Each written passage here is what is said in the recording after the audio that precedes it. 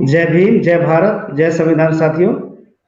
और आज के इस ऑनलाइन पर चर्चा कार्यक्रम में आज का विषय है पिछड़ा, पसमानदा और एससी, एसटी, ओबीसी एक समान, हिंदू हो या मुसलमान। और इस विषय पर चर्चा करने के लिए हमारे बीच में उपस्थित है परम सम्मानित, परम आदरणीय और हम लोगों के मार्गदर्शक आदरणीय अली अनवर साहब, जो राज्यसभा सांसद हैं। और उसी के साथ हमारे बीच में उपस्थित आदरणीय चला गया जी। एडवोकेट राजेंद्र साहब सर, जो सुप्रीम कोर्ट नई दिल्ली में सीनियर अधिवक्ता हैं। और उसी के साथ हमारे बीच में जुझारू व्यक्तित्व के धनी आदरणीय वकार अहमद साहब, जो पसमानदा महाज के जो है राष्ट्रीय महासचिव हैं। और हमारे युवा जो हैं इमरान रायनी साहब हैं, जो एक आज के उभरते हुए व्यक्तित्व के जो है सितारे हैं, जो गाजीपुर के हैं, हमारे कॉलेज के छात्र भी हैं।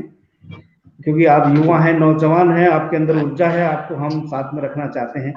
और इस के साथ साथ हमारे बीच में उपस्थित होंगे आदरणीय फयाज अहमद डॉक्टर साहब, फैजी साहब। वो भी तुरंत जुड़ने वाले हैं, क्योंकि आज नेटवर्क की कटौती होने की वजह से बड़ी परेशानी आ रही थी। और मैं बिना समय गंवाए सबसे पहले आमंत्रित करना चाहता हूं हमारे सीनियर एडवोकेट आदरणीय राजेंद्र साहब सर, क्योंकि सवाल ये है कि जो है पिछड़ा और जो है पसमानदा, जो एक बहुत बड़ी संकल्पना है, सभी को मिलाकर के चलने की आवश्यकता है। क्योंकि हिंदू हो या मुसलमान, पिछड़ा पिछड़ा एक समान, सब जगह एक ऐसी स्थिति है जो इस देश की व्यवस्था में, जो एक सामाजिक व्यवस्था में एक ताना बाना बना हुआ है, जिसमें अपर कास्ट के लोग जो है पूरे धन, धरती, रोजी रोजगार और पूरे साधनों संसाधनों पर जो कब्जा जमाए हुए हैं, और उसी तरह से जो है पिछड़े और पसमानदा समाज के लोग अधिकारों से वंचित है। और इतने वंचित है कि जो सदियों से सताए हुए और आज भी सताए जा रहे हैं, आज भी अगर जागरूक नहीं हुए फिर सदियों तक इसी तरह सताए जाएंगे। तो उसी बात पर विश्वास के साथ चर्चा करने के लिए फिर कौन सी वजह है जो हिंदू और मुस्लिम के आपस में झगड़े होते हैं, लेकिन पिछड़ा और पसमानदा को एक होने में बहुत सारी ताकतें जो रोकने का काम करती है। तो मैं सबसे पहले वकील साहब को आमंत्रित करता हूँ। आइए डॉक्टर साहब, वकील साहब, आप इस विषय पर अपनी बात रखिए। जी सर। जी, थैंक यू प्रोफेसर साहब। आज के मीटिंग में शामिल हमारे माननीय सांसद अली अनवर जी और वकार भाई और भी हमारे इमरान जी हैं, सबों को जय भारत, जय संविधान। बहुत अच्छी आज ये टॉपिक लेकर आप आए हैं, और ये चीजें हमें बहुत दिन पहले, और मुझे तो लगता है कई साल पहले इस चीजों को चर्चा होना चाहिए था, जो आज हो रहा है। जिस मुद्दे को आपने उठाया कि क्या वजह है कि जो पिछड़े हैं, चाहे एससी हो या एसटी हो, ओबीसी हो, वो किसी भी धर्म में हो, चाहे हिंदू, मुसलमान, सिख, ईसाई, वो हर जगह आज भी पिछड़े क्यों हैं, इसकी क्या वजह है। तो इसकी बात मैं ले जाऊंगा, जब मैं कानून का आदमी हूं तो मैं आपको संविधान की ओर ही ले जाऊंगा। अगर हमारे लोगों ने या हम लोगों ने संविधान को सही से पढ़ा होता, समझा होता और बाबा साहब अम्बेडकर को जाना होता, तो ये दुर्गति हमारी नहीं होती। एक्चुअली क्या है कि ये अल्पसंख्यक के नाम पर अपने आप एक बहुसंख्यक वर्ग को खड़ा कर दिया गया। तो यही से ये शुरुआत हुई है। क्या जो संविधान हमारा बना था उसमें सेकुलर वर्ड नहीं लिखा हुआ था, तो ये संविधान सेकुलर था या नहीं था, ये बात संविधान सभा में बाबा साहब के पास भी आया था। तो ये खेल क्यों शुरू किया गया, किस लिए किया गया? अगर क्या संविधान हमारा सेकुलर पहले से था कि नहीं था, 42वां संशोधन के पहले संविधान सेकुलर था या नहीं, ये जानने की सबसे बड़ी जरूरत है। तो बाबा साहब ने बहुत स्पष्ट रूप से लिखा है, आप आर्टिकल 15(1) पढ़ें तो उसमें लिखता है कि हायर एजुकेशन में आपको किसी भी जाति, धर्म, लिंग, रेस या इको साउंडिंग आ रही है, इको साउंडिंग आ रही है आपकी तरफ से। हेलो, इको साउंडिंग हो रही है।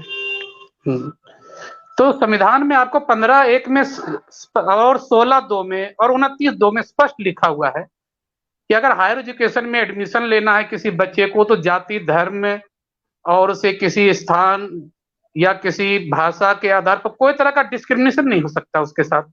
उसी तरह 16(2) में आइए तो उसमें भी लिखा है कि किसी सरकारी नौकरी में किसी को भी जाति, धर्म, रंग, लिंग, भेद के आधार पर उसका कोई भेदभाव नहीं होना चाहिए। इसी तरह से आपको आता है सांस्कृतिक स्वतंत्रता का अधिकार जब आता है 29(2), उसमें भी यही बात है कि कोई भी अगर अल्पसंख्यक समाज का इंस्टीट्यूशन हो तो उसमें भी जाति धर्म के आधार पर किसी का भेदभाव नहीं होना चाहिए। तो ऑलरेडी आपका ये दिया हुआ इसमें कि किसी को धर्म, जाति, रंग, भेद, लिंग के आधार पर भेदभाव नहीं होगा, तो क्या यह सेकुलर नहीं था? तो ये खेल खेला गया कि किसी तरह से एक अल्पसंख्यक वर्ग के आड़ में एक बहुसंख्यक वर्ग को खड़ा करना, और यही से खेल शुरू हुआ। और हम समझ नहीं पाए, चाहे हमारे अल्पसंख्यक वर्ग के लोग हों या बहुसंख्यक वर्ग के हो, जहां भी हैं, बाबा साहब ने बहुत सोच समझ के इनका नाम दिया था SC ST OBC माइनॉरिटी। जो हमारे पसमानदा समाज हैं वो भी कहीं न कहीं SC ST OBC में आ रहे हैं। जो उनके अशरफ समाज हैं वो आते हैं माइनॉरिटी के नाम पे। तो माइनॉरिटी का फायदा किसने उठाया? चाहे मुस्लिम समाज का हो या सिख समाज का हो या और भी अल्पसंख्यक वर्ग के लोग हैं, उसके अब जो अशरफ समाज हैं वही फायदा उठाए हैं अल्पसंख्यक के नाम पर। तो कहीं ना कहीं पसमानदा जो पिछड़ा कहलाते हैं, वो मुस्लिम समाज में उनको उसी तरह का शोषण हुआ जैसे कि बहुसंख्यक वर्ग या हिंदू वर्ग में कह सकते हैं SC ST OBC का शोषण हुआ अगड़ों के द्वारा। तो यही है मेन मुद्दा। उधर पसमानदा जो है मस्जिद की लड़ाई में लगे हुए थे, इधर जो SC ST OBC हैं, जिसको आप दलित पिछड़ा कहते हैं हिंदुओं में, ये मंदिर की लड़ाई में लगे हुए हैं। और यही दोनों मैदान में उतरते हैं।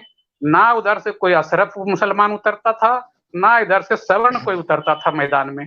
तो ये दोनों जो है हिंदू मुस्लिम के नाम पर अपने खड़े थे। इनको पता ही नहीं था कि हमारे हक का हकूक क्या है, ये संविधान क्या है। तो ये पुराण की लड़ाई लड़ रहे हैं, वो कुरान की लड़ाई लड़ रहे हैं, और संविधान की लड़ाई दोनों में कोई नहीं लड़ रहा था जो उसके हक की बात करता है। तो आज देर आए दुरुस्त आए, पसमानदा और पिछड़ा जो भी है SC ST OBC, उनको समझना पड़ेगा कि हमारा हक हकूक कुरान और कुरान से नहीं मिलना है। अगर वो मिलेगा वो संविधान से मिलेगा। और अगर आज संविधान ये पढ़े होते, इन पर अमल किए होते, तो आज इनकी संख्या के हिसाब से 545 में 450 सांसद आज इनके होते। और ये जो दुर्गति हो रही है, हम हर रोज एक जुलूस निकालते हैं, आज ये मांग कर रहे हैं, कल वो मांग कर रहे हैं।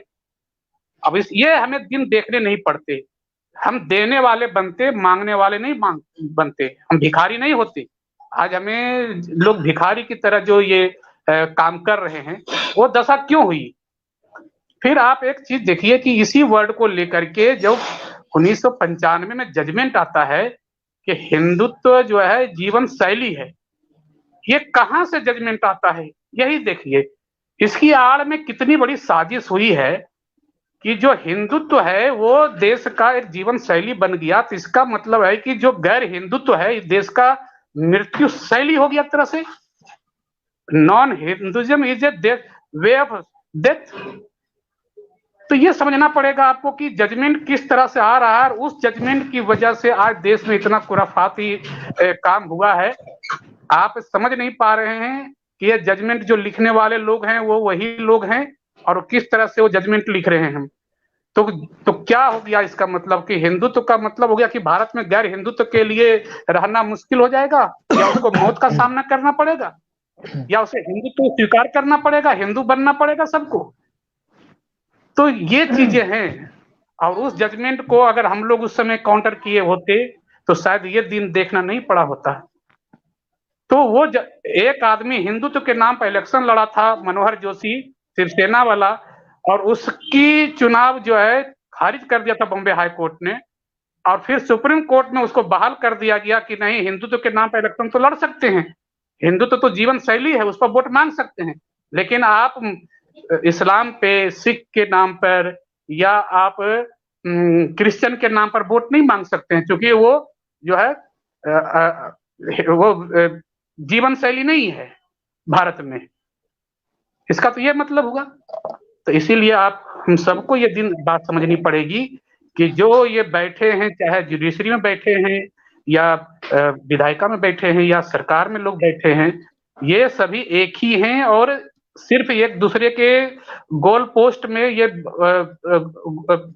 हमारे मुद्दे को, जो पसमानदा के हो या पिछड़े के मुद्दे हो, उनको गोल पोस्ट में खाली ये भेजते हैं और इनको कुछ नहीं करना है, इनको किसी न किसी तरह शोषण करना है, इसको दबा कर ही रखना है। तो ये सारे मुद्दे को समझने की जरूरत है। हमारे सांसद महोदय खुद बैठे हुए हैं, इनको उस समय ये जानते होंगे किस तरह से वहां लोग काम कर रहे हैं, इनको बहुत अच्छी से बात पता होगा इस चीज का। तो ये शगुफा कैसे छोड़ा जाता है, कैसे एक वर्ड जब बोलता है उसका इम्पैक्ट कैसे पड़ता है। मनमोहन सिंह कहते हैं कि जो संसाधनों पर हक है पहला अल्पसंख्यकों का है या मुसलमानों का, ये बोलने की जरूरत क्या है। अगर आपने देना है तो आप दे दो, 20% दे दो, लेकिन बोल के बदनाम क्यों कर रहे हो लोगों को। तो कहीं ना कहीं उस वर्ग को, एक बहुसंख्यक वर्ग के नाम को जो है एक मैंने वो विरोध में खड़ा करने की बात भी होती है। अगर हमें किसी को देना है तो हम बोल के क्यों देंगे उसे, उसे हमें पहले कर देना आंख मूंद के। लेकिन देना तो है नहीं, बोलना है और लोगों के मन में एक ऐसी विरोध भावना पैदा करना है ताकि लोग आपस में लड़े, देने से हम बच जाएं और लोग लड़के हमें वोट दे दें। तो इस तरह की बातें हुई है जिसकी वजह से ये हकमारी दोनों तरफ से हुई है। जी जी सर। पिछड़ा चाहे किसी भी वर्ग में हो, हिंदू में हो या मुसलमान में हो। जी जी सर। जी बहुत अच्छी बात है बताइए आपने वकील साहब, क्योंकि जो देने की बात है उस देने की बात नहीं करते, बाकी बोलने की बात करते हैं। तो जो है मैं अब, क्योंकि आपने इस विषय की प्रस्तावना को दिया है और ये हमारे लिए बहुत ही अच्छी बात है कि यदि इन विषयों पर अगर हम लोग चर्चा नहीं करेंगे तो चर्चा करने वाला कोई नहीं है। तो आज का विषय इसी बात को ध्यान में रख करके रखा गया है, क्योंकि जो पसमाता है और पिछड़ा है और एससी एसटी ओबीसी सारा का सारा जो मिलकर के जो है एक साधनहीन संसाधनहीन है, और जो है उसका रोजी में, रोजगार में, धन में, धरती में जो है जरा भी प्रतिनिधित्व नहीं। मैं तो कहूंगा कि जो है वो बहुत ही कम है। हम देख भी रहे हैं, हम शिक्षण संस्थानों में देख रहे हैं, बड़े बड़े यूनिवर्सिटी के वाइस चांसलर कोई नहीं है इनमें से। और इतना ही नहीं, जो है व्यापार भी नहीं है, धन भी नहीं है, धरती भी नहीं, मतलब एक तरह से देखा जाए कि एक तरह से साधनहीन संसाधन विहीन है। तो मैं इस विषय पर चर्चा करने के लिए फिर आमंत्रित करता हूँ आदरणीय अली अनवर साहब को, जो हमारे सांसद जी हैं, क्योंकि आपका एक लंबा अनुभव रहा है, बड़े संघर्ष के बाद आपने जो है लोगों की बात की है, आपकी कई कहावतें हैं, आपने किताब लिखी, एक मसावत की जंग लिखी, आपने बराबरी की जंग के नाम पर किताब भी लिखी है। और मैं आपको इस विषय पर आमंत्रित करता हूं आदरणीय अली अनवर साहब। अपने आप को अनम्यूट करिए सर। जी सर। बहुत बहुत शुक्रिया, आपने इस डिस्कशन के लिए हमको बुलाया। अभी एडवोकेट राजेंद्र बाबू बहुत सारी बातें, अच्छी बातें, जानकारी की बातें बता रहे हैं। और तो मैं जो कहते हैं गायबाना तारुफ आपका कश्यप जी था, लेकिन कभी रूप शायद नहीं हुए थे। और मैं बहुत हमारे एक बहुत प्रिय साथी वकार साहब इस डिस्कशन में मौजूद हैं। और ये आवाज देखो तो जी, बाकी लोगों का फोटो चला गया। एक नहीं गया नहीं सर, फोटो नहीं गया सर, आपका फोटो ठीक है। ठीक है, तो आपको ये जो है बोलते समय हाईलाइट किया गया, आप नहीं गया है। आपको देखकर बहुत खुशी हो रही है और लंबे बाद देख रहा हूँ, इनके टोपी भी बहुत फक रही है और स्वास्थ्य भी इनका माने बहुत बेहतर है। देखिए फैजी साहब मुस्कुरा रहे हैं, तो इन्होंने भी ये सबसे पहले इतला दी। और इमरान साहब से भी गायबाना तारुफ है, नाम से परिचित, लेकिन इनको भी पहली दफा देख रहा हूँ। तो एक बात जो आपने हमारे नाम के नीचे कैप्शन में XMP लिखा है वही सही है। मैं अभी सांसद नहीं हूँ और शायद आप लोगों को जानकारी हो कि मैं नीतीश कुमार जी के साथ था और जब रातों रात तो वो पलटी मारे, एनडीए में शामिल हो गए, तो मैं बागी बन गया। और मैं बागी बनने का इस दौर में जो होता है, तो मैं उस स्थिति में हूँ, लड़ रहा हूँ। अब देखिए, वकील साहब ने बहुत अच्छी शुरुआत की है, लेकिन एक ही उनसे मैं गुजारिश करूंगा कि देखिए, जो रूलिंग क्लास है उसके नैरेटिव के बरक्स, उसके उल्टा हम लोगों को अपना नैरेटिव चलाना होता। तो डिस्कशन में, संविधान के डिस्कशन में कुरान को या किसी भी मजहब के किसी धर्म ग्रंथ को लाने की जरूरत नहीं है, उससे बचना चाहिए। वो अलग चीज है, व्यक्तिगत मामला है, एक इंसान का अपनी आस्था का, अपने अकीदे का मामला है, तो उसको बहस में नहीं लाए तो बेहतर होगा। और हम लोग अपने एजेंडा पर, बिल्कुल उन्होंने सही कहा कि भाई संविधान तो हमारा बराबरी का हक देता है, जात, धर्म, लिंग, भाषा, इलाका, किसी बुनियाद पर। उन्होंने बजाते आर्टिकल, कई आर्टिकल है, आर्टिकल 14, 15, 16, उन सबका हवाला दिया, बिल्कुल सही है। और वो ज्यादा प्रामाणिक है, वकील हैं, तो ये सब बात सही है। लेकिन देखिए, एक नैरेटिव जमाने के बदलने के साथ भी नैरेटिव चेंज होता है। अब बाबा साहब अम्बेडकर को हम कोई गलत नहीं ठहरा रहे हैं, बहुत सम्मान है, हम लोगों के रहबर हैं, हम लोगों के मोहसिन हैं, हम लोगों के सबके, दुनिया भर के जो दलित हैं, पिछड़े हैं, उनके आदर्श हैं, वो सब कुछ है। लेकिन हम लोगों ने बहुत हालात को जो देखा, तो हम लोगों ने माइनॉरिटी का जो अल्फाज था, उसकी जगह पर हम लोगों ने पसमानदा चलाया। और समझिए कि हम क्यों अपने को माइनॉरिटी कहें। देखिए, माइनॉरिटी जो ही हम कहते हैं तो एक एहसास कमतरी, इंफीरियरिटी कॉम्प्लेक्स, हीन भावना पैदा होती है। तो वी आर इन मेजॉरिटी, हम लोग बहुजन हैं भाई, हम लोग बड़ी आबादी के लोग हैं।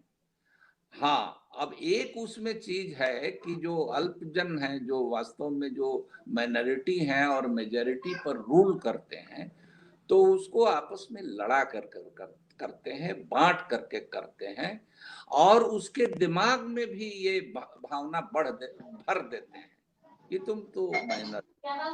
तो उसके लिए उन्होंने क्या किया, बाढ़ बना दिया, ये हिंदू है, ये मुसलमान है, ये सिख है, ये ईसाई है, और दूसरे धर्मों के बीच में बांटा। तो हमने माइनॉरिटी को कहा कि ये हमारे लिए, हमने शुरू से ये कहा कि ये हम लोगों के लिए तो छलिया है माइनॉरिटी के नाम पर। ठीक वकील साहब का कि माइनॉरिटी के नाम पर तो जो एलिट क्लास है मुसलमानों के बीच, जिसके लिए वो बता रहे हैं, आप भी कह रहे हैं अशराफिया, उसको इसका फायदा मिलते रहा है। हम उनका हक छीनने के लिए नहीं है, हम ये कह रहे हैं कि जो आपकी हैसियत है, औकात है, आबादी है, उसके हिसाब से ही मिलना चाहिए। लेकिन किसी भी, ये मैं सिर्फ मुसलमान की बात नहीं कर रहा हूँ, हिंदू, मुसलमान या सभी धर्मों पर, कि आपकी जो आबादी है 1585, लोहिया जी भी 1585 का नारा दिया था, तो भाई आप 15 वाले हैं, आप उसी के मुताबिक आपका हक हिस्सा होना चाहिए। हम 85 हैं, तो 85 क्यों नहीं है, क्यों नहीं हमको बनने दिया जाता है? इसलिए कि हम लोग आपस में लड़ जाते हैं बहुत, बल्कि आपस में जब लड़ना होता है तो हम लोग तिस्मार खा हो जाते हैं। लेकिन दूसरों के सामने जो हमारा वास्तव में हिस्सा हसद कर रहे हैं, ले रहे हैं, उनसे भींगी बिल्ली बन जाते हैं। तो दिमागी तौर पर भी ये हमने कहा कि अपनी शब्दावली, अपने मुहावरे, अपने जब तक नारे हमारे नहीं चलेंगे तब तक हमारी सियासत, हमारी पॉलिटिक्स भी नहीं चलेगी। तो इसीलिए हमने पसमानदा शब्द को चलाया। और देखिए, अच्छी बात है कि आप सब लोगों का भी सहयोग है। जब हम पसमानदा के लिए एक छोटी सी बिहार के लेवल पर बैठक बुलाए थे, उसमें वकील भी थे, डॉक्टर भी थे, प्रोफेसर भी थे, एक्टिविस्ट थे, कोई 150 के लोग पटना के क्लब में, और हमने कहा कि पसमानदा मुस्लिम महाज नाम से संगठन बनना चाहिए। तो हमारे तमाम साथियों ने कहा कि भाई कहाँ से आप लाए, ये कैसे समझेगा, ये सब कोई नहीं समझेगा। हमने कहा कि नहीं समझेगा तो हमारी सियासत नहीं खड़ा होगी। तो उसके बाद हमने उसको किया। फिर अपने समाज से हमने उसके लिए टोटेम, हिस्ट्री में देखिए टोटेम होता है, एक इतिहास पुरुष को खोजना पड़ता है। तो ठीक है, बाबा साहब अम्बेडकर है, महात्मा फूले हैं, पेरियार हैं, बहुत सारे लोग हैं जो उसको, लेकिन हमारे मुस्लिम समाज में ये जो धारा है वो थोड़ा सा उठी और फिर आपस में वो कमजोर पड़ गई। तो उसको हमने खोजा, वहां से निकाला कि भाई इस तरह की बात अपने जमाने में फ्रीडम मूवमेंट के समय भी, उसके दरमियान और उसके बाद भी इस तरह की बात कौन करते थे। तो उसमें हमने देखा कि कयूम अंसारी कर रहे थे, हमने देखा कि उसमें मौलाना आसिम बिहारी साहब भी कर रहे थे, मौलाना थे, और हमने देखा कि उसमें मौलाना अतीकुर रहमान आर्मी मंसूरी बरादरी के थे, वो भी इस तरह की बात कर रहे थे। जैयद आलिम थे, बहुत विद्वान थे और हिंदी संस्कृत धर्म ग्रंथों का भी था, उनको ज्ञान था। एक वकील थे उसमें, जिसमें मियां अब्दुल मालिक जिनका नाम था, वो राइनी बिरादरी के थे। तो ये तमाम लोग, बिहार और जगह भी होंगे, मैं उस समय बिहार जो मसावात की जंग की बात आपने करी, तो मैंने अपना टोटेम, अपने इतिहास पुरुषों को जिनको जमींदोज कर दिया गया था, मिट्टी में लाद दिया गया था, तो उनको हटा करके, उन पर जो मिट्टी लादा गया था उसको हटा करके उनको उजागर किया, तब ये चला। तो बात अब ये है कि भाई हमने उन्हीं दिनों नारा दिया कि छड़ा एक समान, हिंदू हो या मुसलमान। हमने उसी समय ये नारा दिया कि वोट हमारा, फतवा तुम्हारा नहीं चलेगा। लोग उधर नारा आप लोग लगाते थे कि वोट हमारा, राज तुम्हारा नहीं। हमारे यहाँ बाजी होती थी, कोई इमाम बुखारी फतवा दे देता था, किसी जमाने में कोई और दे देता है कहीं से फतवा, कोई हमारे यहाँ इमारत शरिया फतवा दे देता है। तो धार्मिक संगठन के नाम पर तो हमने कहा कि नहीं भाई, सियासत अलग चीज है, समाजियात अलग चीज है, और धर्म आपकी व्यक्तिगत आस्था का मामला है। मानिए, खुदा का रिश्ता एक बंदे से उसका अपना रिश्ता है, वो कौन धर्म मानता है, कौन मसलक, धर्म हो तो धर्म की बात हो, उसमें पंथ दुनिया भर के हैं। हमारे यहाँ मसलक होता है, कोई बरेलवी है, कोई देवबंदी है, कोई अहले हदीस है, कोई कुछ है, कोई कुछ है, कोई कुछ है। तो एक दूसरे को मुसलमान नहीं मानते, तो ये बांटा जाता है, ये लोग भी बांटा। हम जब पसमानदा मुस्लिम महाज बनाए तो कुछ लोग आए, एलिट मुसलमान, हमारे यहाँ पढ़े लिखे लोग, वकील भी थे, प्रोफेसर भी थे, जर्नलिस्ट भी थे, कि अरे भाई मुसलमान तो एक तो माइनॉरिटी में है, अपने कमजोर है, और आप ही क्यों बांट रहे हैं इनको, पसमानदा में, अशराफ में क्यों बांट रहे हैं। हमने कहा वो बांट नहीं रहे हैं, हम तो एक कर रहे हैं, हम तो सबको एक कर रहे हैं। तो हमने उनसे सवाल किया कि भाई आप लोग ये देवबंदी या बरेलवी या अहले हदीस या सुन्नी और क्या क्या का जो झमेला लेके, ये सब खत्म कीजिए, ये सब पहले खत्म कीजिए ना, तब ना हमारे पास आइएगा, तब हम जवाब देंगे। तो हमारे कहने का मतलब वकील साहब या कश्यप जी, कि हम लोगों ने इस चीज को शुरू किया, अपना नैरेटिव उनके नैरेटिव को हम लोगों ने चैलेंज किया और अपनी नैरेटिव हम लोगों ने चलाई और उसमें बहुत हद तक कुछ तो देखिए 25 साल कोई बहुत नहीं होता है इस एक मुल्क और एक कौम की जिंदगी में, लेकिन ये शब्द चला और आज दुनिया भर में इस पर रिसर्च हो रहा है, इस पर बातें हो रही हैं। हमारे यहाँ कोलंबिया यूनिवर्सिटी से, जर्मनी से, इंग्लैंड से, आपको देश के विभिन्न यूनिवर्सिटी से लड़के पीएचडी स्कॉलर आते हैं और दूसरे पॉलिटिकल एनालिटिक लोग आते हैं, संपर्क करते हैं, समझना चाहते हैं, बताते हैं, जगह जगह प्रेजेंटेशन। उस दिन फैजी साहब बता रहे थे कि और उन्होंने बात कराई सिंध के सिंधी में एक पाकिस्तान के अंदर सिंधी में हमारी किताब मसावात की जंग का सिंधी में गणपत राय जी काम कर रहे हैं, गणपत राय जी ये काम कर रहे हैं पाकिस्तान में। फिर गणपत राय को हमने बातचीत की तो वो बहुत खुश हुए और ये किए, और उन्होंने कहा कि जो समस्या हमने उनसे पूछा कि भाई आपके यहाँ क्या है, तो कहा कि जो आपने मैंने लिखा है गर्चे एक सूबे के बारे में हिंदुस्तान के, वो हमारे यहाँ पूरी तरह से लागू होता है, उसी तरह का हमारा समाज भी है। तो हमारा ये मानना है कि दुनिया भर में ये है, गोरे काले का है, सवर्ण अवर्ण ये क्या है, यही ना है। तो गोरे काले के नाम पर कहीं किसी नाम पर, कहीं किसी नाम पर, ये इंसान की कमजोरी है सब मुल्क में और सब मजहब धर्म में। जी सर, ठीक है सर, मैं आपको फिर आऊंगा दोबारा आपके नंबर पर। हमारे कार्यकर्ता का भी सवाल आया, आपने एक बहुत बढ़िया बात कही जो ना कि जैसे वोट हमारा राज तुम्हारा नहीं चलेगा, इधर नारा लगा, इधर कहा वोट हमारा फतवा तुम्हारा नहीं चलेगा। ये बात आपने चलाई, आपने बहुत ही संघर्ष भी किया। आपका स्पीच मैंने बनारस में सुना था, वहां भी आपने कहा था, आपकी एक बड़ी बढ़िया कहावत जो है आपने लिखी कि खेत खाए गधा मार खाए जुल्हा, इस तरह की जो है बहुत बातें चलती हैं, अपनी किताब में भी लिखा। तो ये अक्सर ऐसा हो देखने में आ रहा। मैं वकार साहब के पास चलना चाहता हूँ।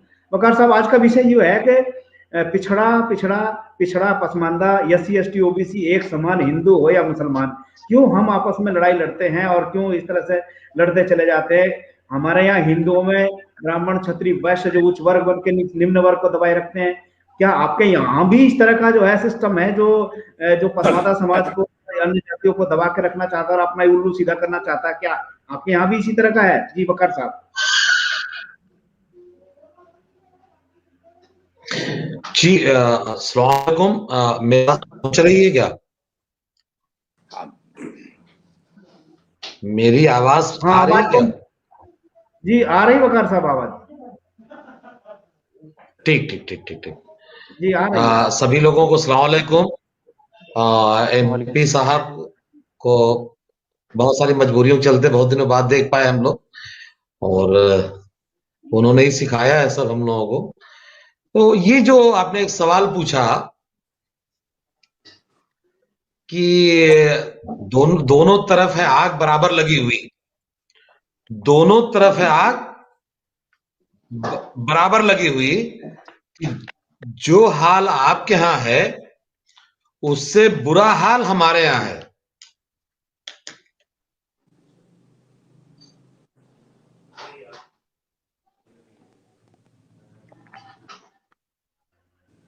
वकार साहब आवाज बंद हो गई आपकी,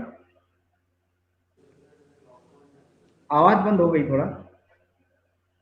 जी वकार साहब आपकी आवाज बंद हो गई।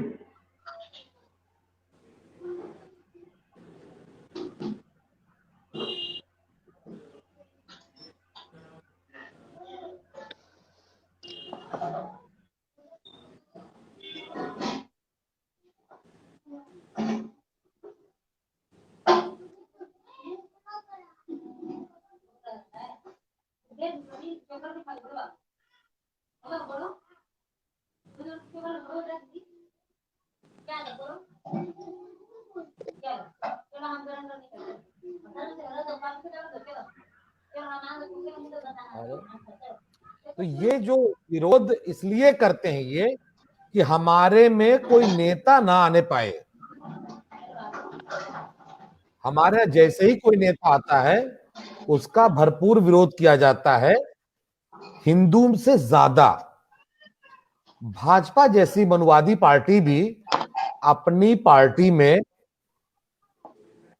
भाजपा जैसी पार्टी भी अपनी, कहीं से शोर आ रहा है क्या? भाजपा जैसी मनुवादी पार्टी भी, ठीक, भाजपा जैसी मनुवादी पार्टी भी अपनी पार्टी में पिछड़ा वर्ग प्रकोष्ठ बना के रखी है। अपनी जनरल बॉडी में उसके यहां SC ST के लिए आरक्षण है, लेकिन अवैसी जी की पार्टी में ना पिछड़ा वर्ग है, ना दलित प्रकोष्ठ है, और न ही आप उनके यहां किसी पसमानदा चेहरे को पाएंगे आप।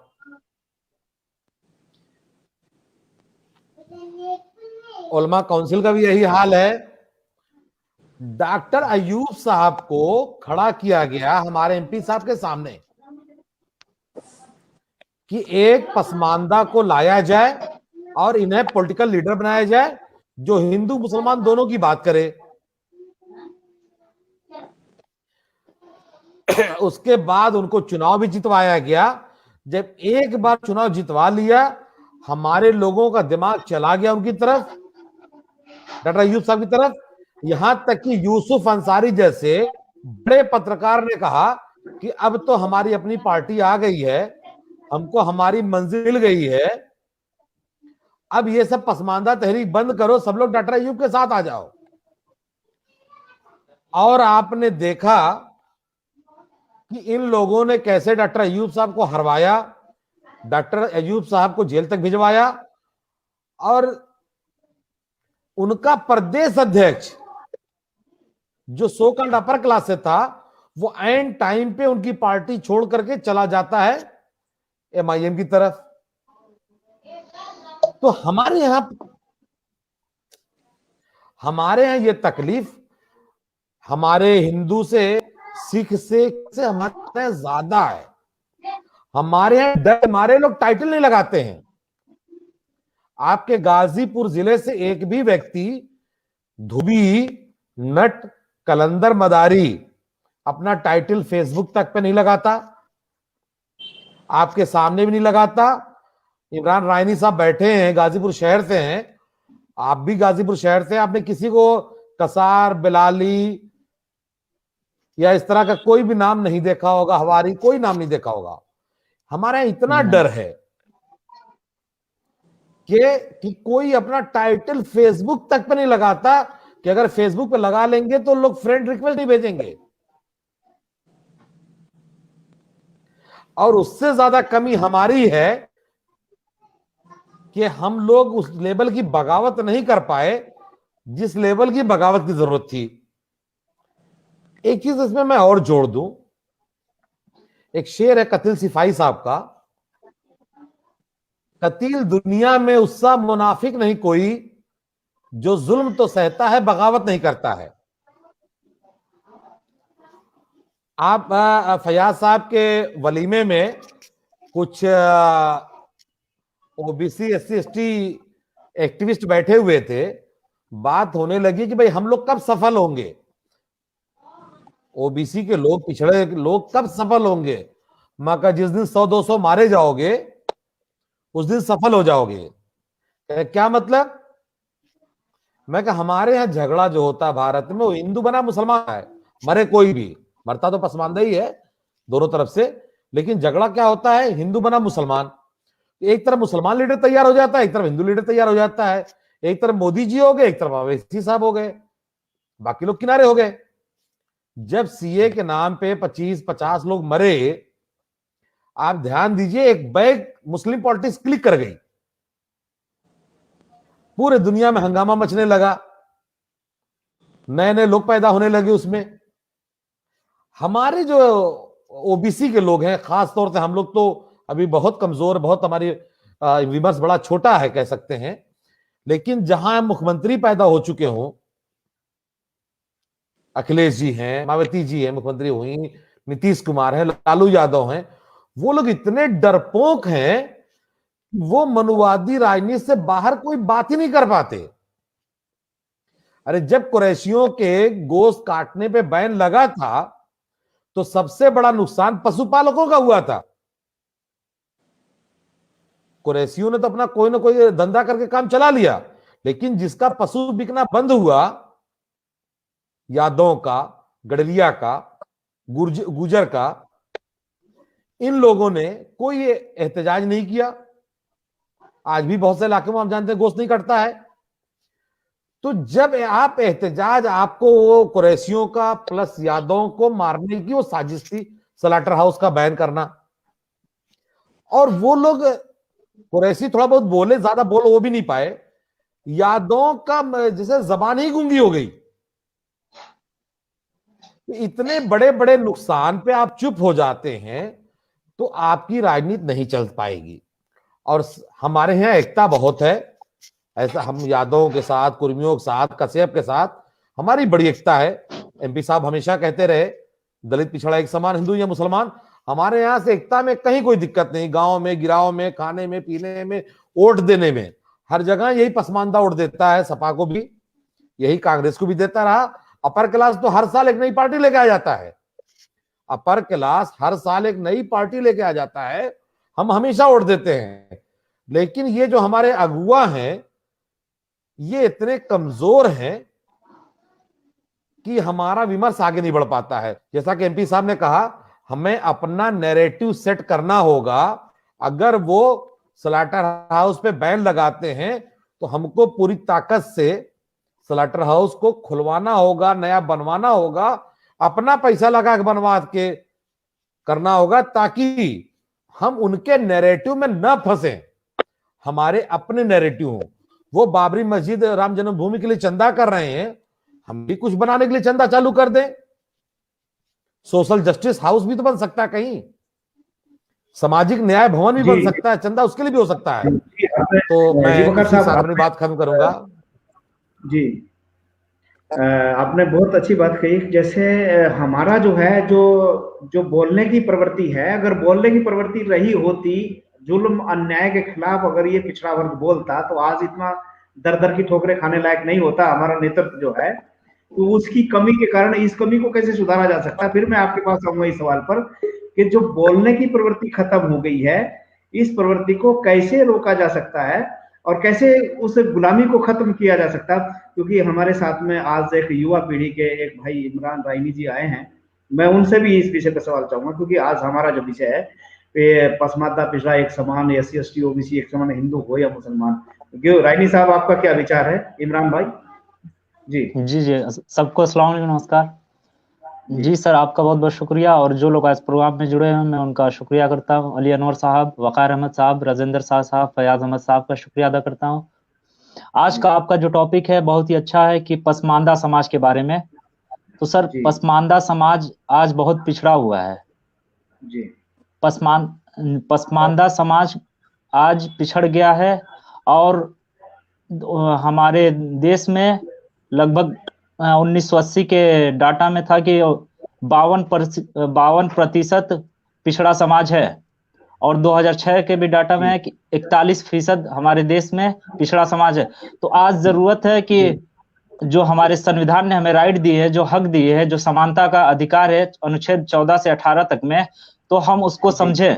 जब हम समझेंगे कि हमारे संविधान ने हमें बराबर का हक दिया है, बराबर का अधिकार दिया है, तब जाकर हम कुछ कर सकते हैं। तो हमारा सबसे बड़ा कर्तव्य यह है कि हम अपने संविधान को समझें कि हमारे संविधान ने हमें क्या राइट दिए हैं, हमें क्या मौलिक अधिकार दिए हैं।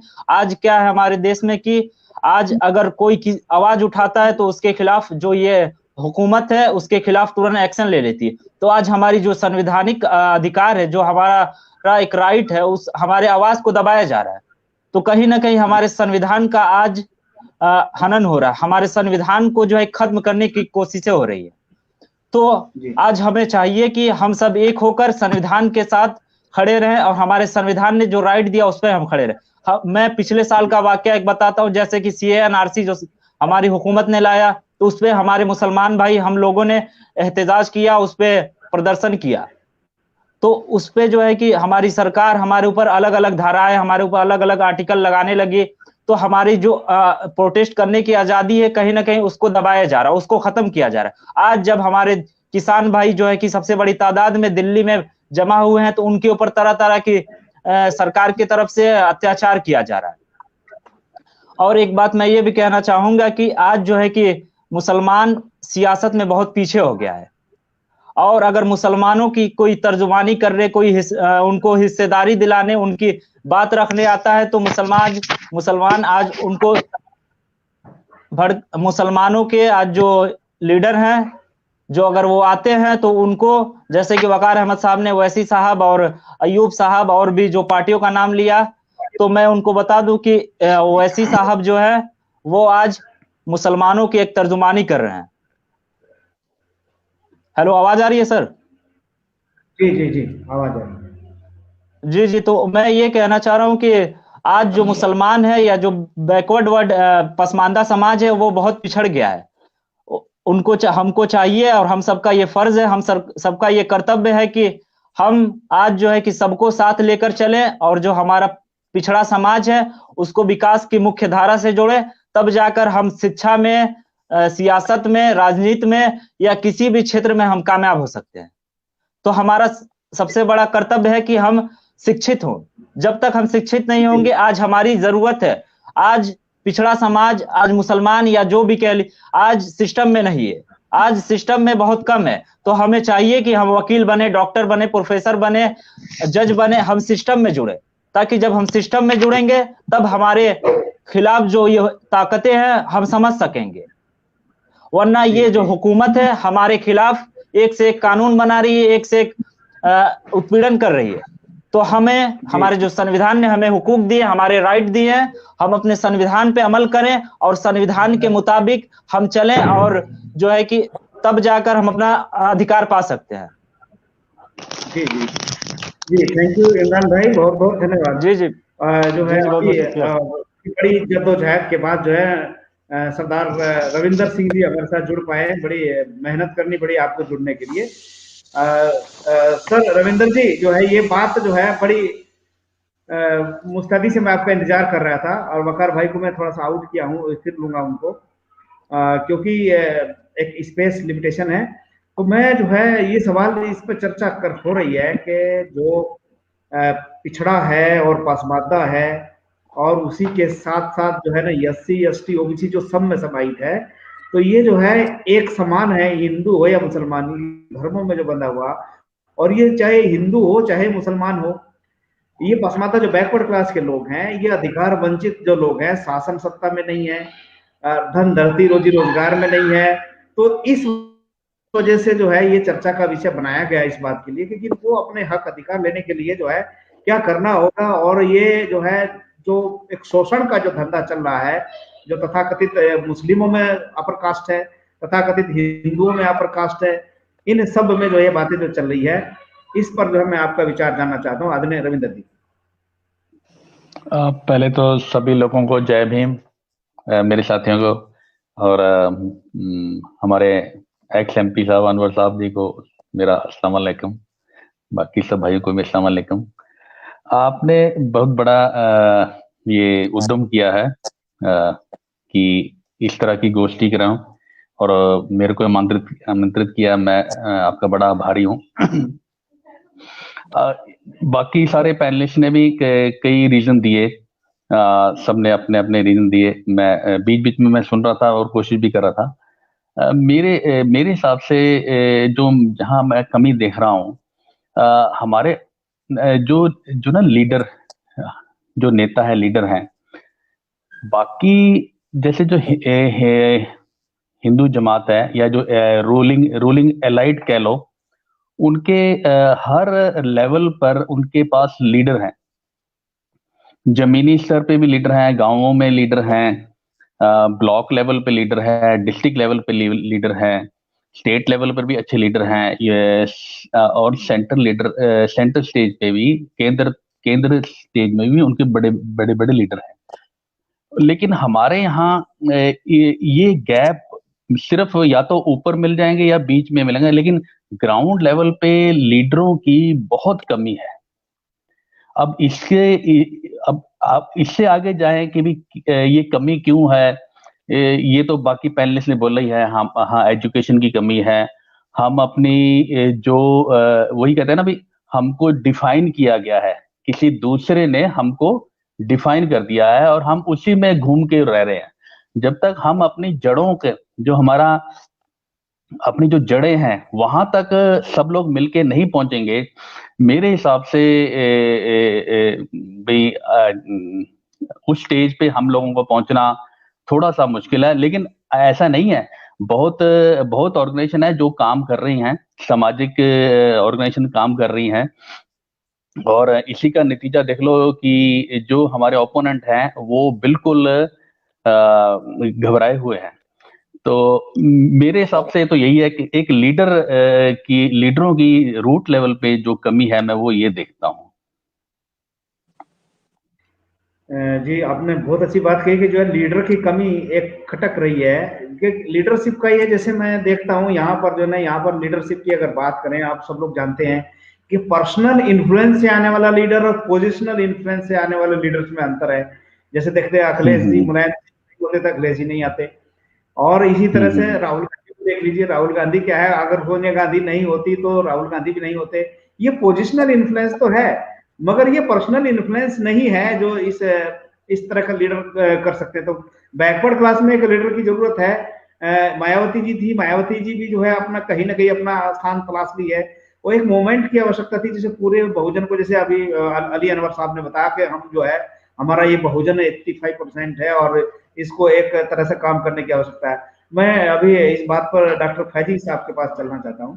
फैजी साहब, आप भी इस पर डिस्कशन करिए कि जो आज का विषय है कि हिंदू, पिछड़ा और मुसलमान का जो ये है, एक तरह से सारे सारे वंचित लोग हैं। जैसे दलित है, यानी जिसे SC ST के नाम से जानते हैं, OBC हैं, पसमानदा मुसलमान भी है। तो ये जो डिफरेंस है, और इस डिफरेंस में जो है अभी कुछ लोग ये आरोप लगाते हैं कि जो है पसमानदा मुसलमान अपने धर्म के खिलाफ नहीं बोल सकता, धर्म की बनाई व्यवस्था के खिलाफ नहीं बोल सकता। हमारा किसी धर्म पर टिप्पणी करने का मकसद नहीं है। ये वो उनका आरोप ये है कि वो धार्मिक व्यवस्था में बंधे हुए OBC हिंदू तो अपने धर्म के खिलाफ भी बोल देता है, क्या पसमानदा इस तरह का नहीं बोल पाता, उस वजह से उसकी गोद में से, उस समुदाय में से, या अपने अंदर जो है जो संस्थाएं उनमें से बगावत नहीं कर सकता। क्या इस पर आपका कुछ कहना है? जी हाँ, सर्वप्रथम तो मैं आपका धन्यवाद दूंगा कि आपने एक बहुत ही ज्वलंत और महत्वपूर्ण मुद्दे पे एक परिचर्चा रखी, और आनंद फानन में आपने बहुत सीनियर और आंदोलन में एक लंबा वक्त गुजार चुके लोगों को यहाँ इकट्ठा किया है। सब वरिष्ठ लोग हैं, मैं उनमें सबसे जूनियर हूँ, मैं सबको हाथ जोड़ के प्रणाम करता हूँ। लेकिन एक बहुत ही महत्वपूर्ण चर्चा में आपने मुझ जैसे जूनियर को बोलने का मौका दिया, मैं इसका आभार व्यक्त करता हूँ। देखिए, मैंने इस मुद्दे पर एक आर्टिकल लिखा था, धर्म और जाति, क्या सच क्या झूठ, क्या सच क्या झूठ। पसमानदा democracy.com पे ये आपको आर्टिकल मिल जाएगा। उसमें हमने लिखा ही है, उसका जो सेंट्रल आइडिया है वो यही है कि इस देश के अंदर धर्म कभी समस्या नहीं थी, कभी धर्म समस्या नहीं रहा इस देश के अंदर। विभिन्न धर्मों के लिए लोग, धर्मों के अंदर विभिन्न संप्रदाय के लोग, नाना प्रकार के आस्था वाले लोग एक साथ खूब मेल जोल के रहते हैं। आप गली में घुसेंगे, 3 धर्म के लोग हैं, आपको बिल्कुल पता नहीं चलेगा। अगर किसी एरिया विशेष के हैं तो उस क्षेत्र विशेष की भाषा भोजपुरी बोलते हुए दिखाई देंगे, आपको कहीं से फर्क नहीं। किसी के यहाँ शादी है, वहां भी आप फर्क नहीं कर पाएंगे कि कौन हिंदू है, कौन मुसलमान है, कौन सिख है। और घरों में जो लड़के काम करते हैं, बाहर जो लोग काम करते हैं, उससे आप एकदम आप बांट ही नहीं सकते हैं। तो धर्म इस देश के अंदर कभी समस्या नहीं रही है। अब आते हैं बात समस्या इस देश के अंदर जाति रही है, जाति व्यवस्था रही है, जाति के आधार पे भेदभाव रहा है। और ये सिर्फ हिंदू धर्म या ब्राह्मण धर्म आप कह लीजिए या सनातन धर्म कह लीजिए, उसकी समस्या नहीं, ये पूरे हमारे भारतीय की समस्या रही है। और ये आप देखेंगे तो विदेशों में भी ये समस्या रही है, रेसिज्म के नाम पे। जैसे इस्लाम में रेसिज्म रहा, जो इंडिया में आके जातिवाद में कन्वर्ट हो जाता है। तो ऐसा नहीं है। तो ये मेरा आर्टिकल का यही था कि समस्या जाति है। आपका नाम चंदन हो सकता है, चंदन से आप फैयाज हो सकते हैं, फैयाज से आप सिल्वेस्टर हो सकते हैं, सिल्वेस्टर से आप गुरिंदर हो सकते हैं। ये मैंने सिग्निफायर के तौर पे ये नाम यूज किए हैं अपने आर्टिकल में। लेकिन आपकी समस्या खत्म नहीं होती। ये जो उत्पीड़न है या जो भेदभाव है भूत की तरह आपके पीछे पीछे रहती है। और याद रखिएगा, भूत जान नहीं मारता है, भूत परेशान करता है। अगर वो जान मार दे तो बात ही खत्म हो जाएगी। तो भूत की तरह ये व्यवस्था, ये सिस्टम आपके साथ है। और ये जो धर्म आप कहेंगे कि मैंने कहा कि धर्म समस्या नहीं है, धर्म को समस्या बनाता है अशराफ। हमेशा याद रखिएगा, मुस्लिम सांप्रदायिकता बहुत गंभीर बात है। हिंदू सांप्रदायिकता पे हम बात करते हैं, लेकिन इस देश की सारी समस्याओं के जड़ में मुस्लिम सांप्रदायिकता कूट कूट के रची बसी है।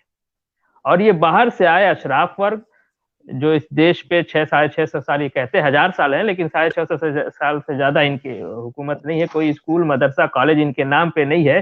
ताजमहल इन्होंने बनाया है, लाल किला, कुतुब मीनार बनाया है।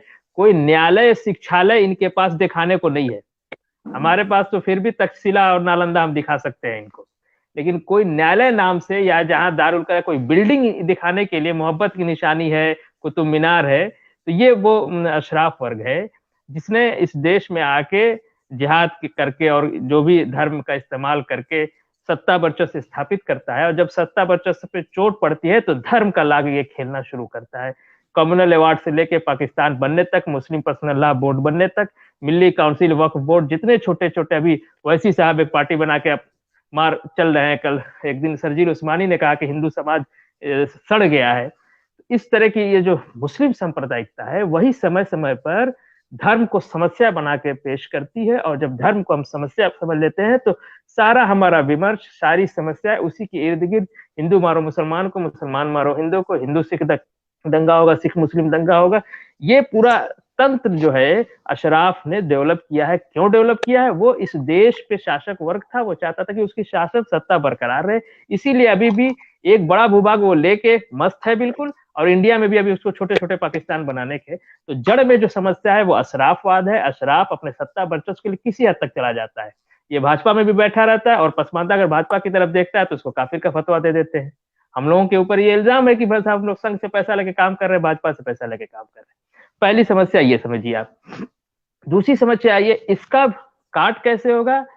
तो हमारा इतिहास रहा है, बाबा कबीर से लेके आसिम बिहारी से लेके माननीय अली अनवर जी यहाँ पे बैठे हुए हैं उन तक, वकार हवारी साहब यहाँ बैठे हुए हैं, हाजी निसार साहब हैं, एजाज अली साहब। ये एक हमारी परंपरा चली आ रही है मुस्लिम सांप्रदायिकता के खिलाफ लड़ने की। और जो इस्लामिक टाइप ऑफ रेसिज्म है, जातिवाद है, नस्लवाद है, उसके खिलाफ। और पसमानदा आंदोलन ही उसका काट कर सकता है, पहली चीज। दूसरी चीज, पसमानदा आंदोलन का एक इतिहास रहा है। मैं हाजी शरीयतुल्लाह का जिक्र करना भूल गया। कबीर और आसिम बिहारी के बीच में हाजी शरीयतुल्लाह, उनके पुत्र दादू मियाँ जो बंगाल की भूमि पे अशराफवाद से लड़ते हैं, तहरीक मोहम्मदी के खिलाफ उन्होंने फराइजी आंदोलन छेड़ा था। तहरीक मोहम्मदी जो है इस्लाम के नाम पे अशराफवाद का स्थापना था, उसके खिलाफ हाजी शरीयतुल्लाह, उनके पुत्र दादू मियाँ का एक स्ट्राइव है, बेहतरीन एक संघर्ष है। आप देखेंगे अक्सर उसको अशराफ एक तो जिक्र नहीं करता है, और जिक्र करता है तो वो उसको जो है इस्लामिक सुधार का आंदोलन बताते हैं। एक बात याद रखिए, अशराफ जिस चीज की चर्चा ना करे वो समझिए पसमानदा है।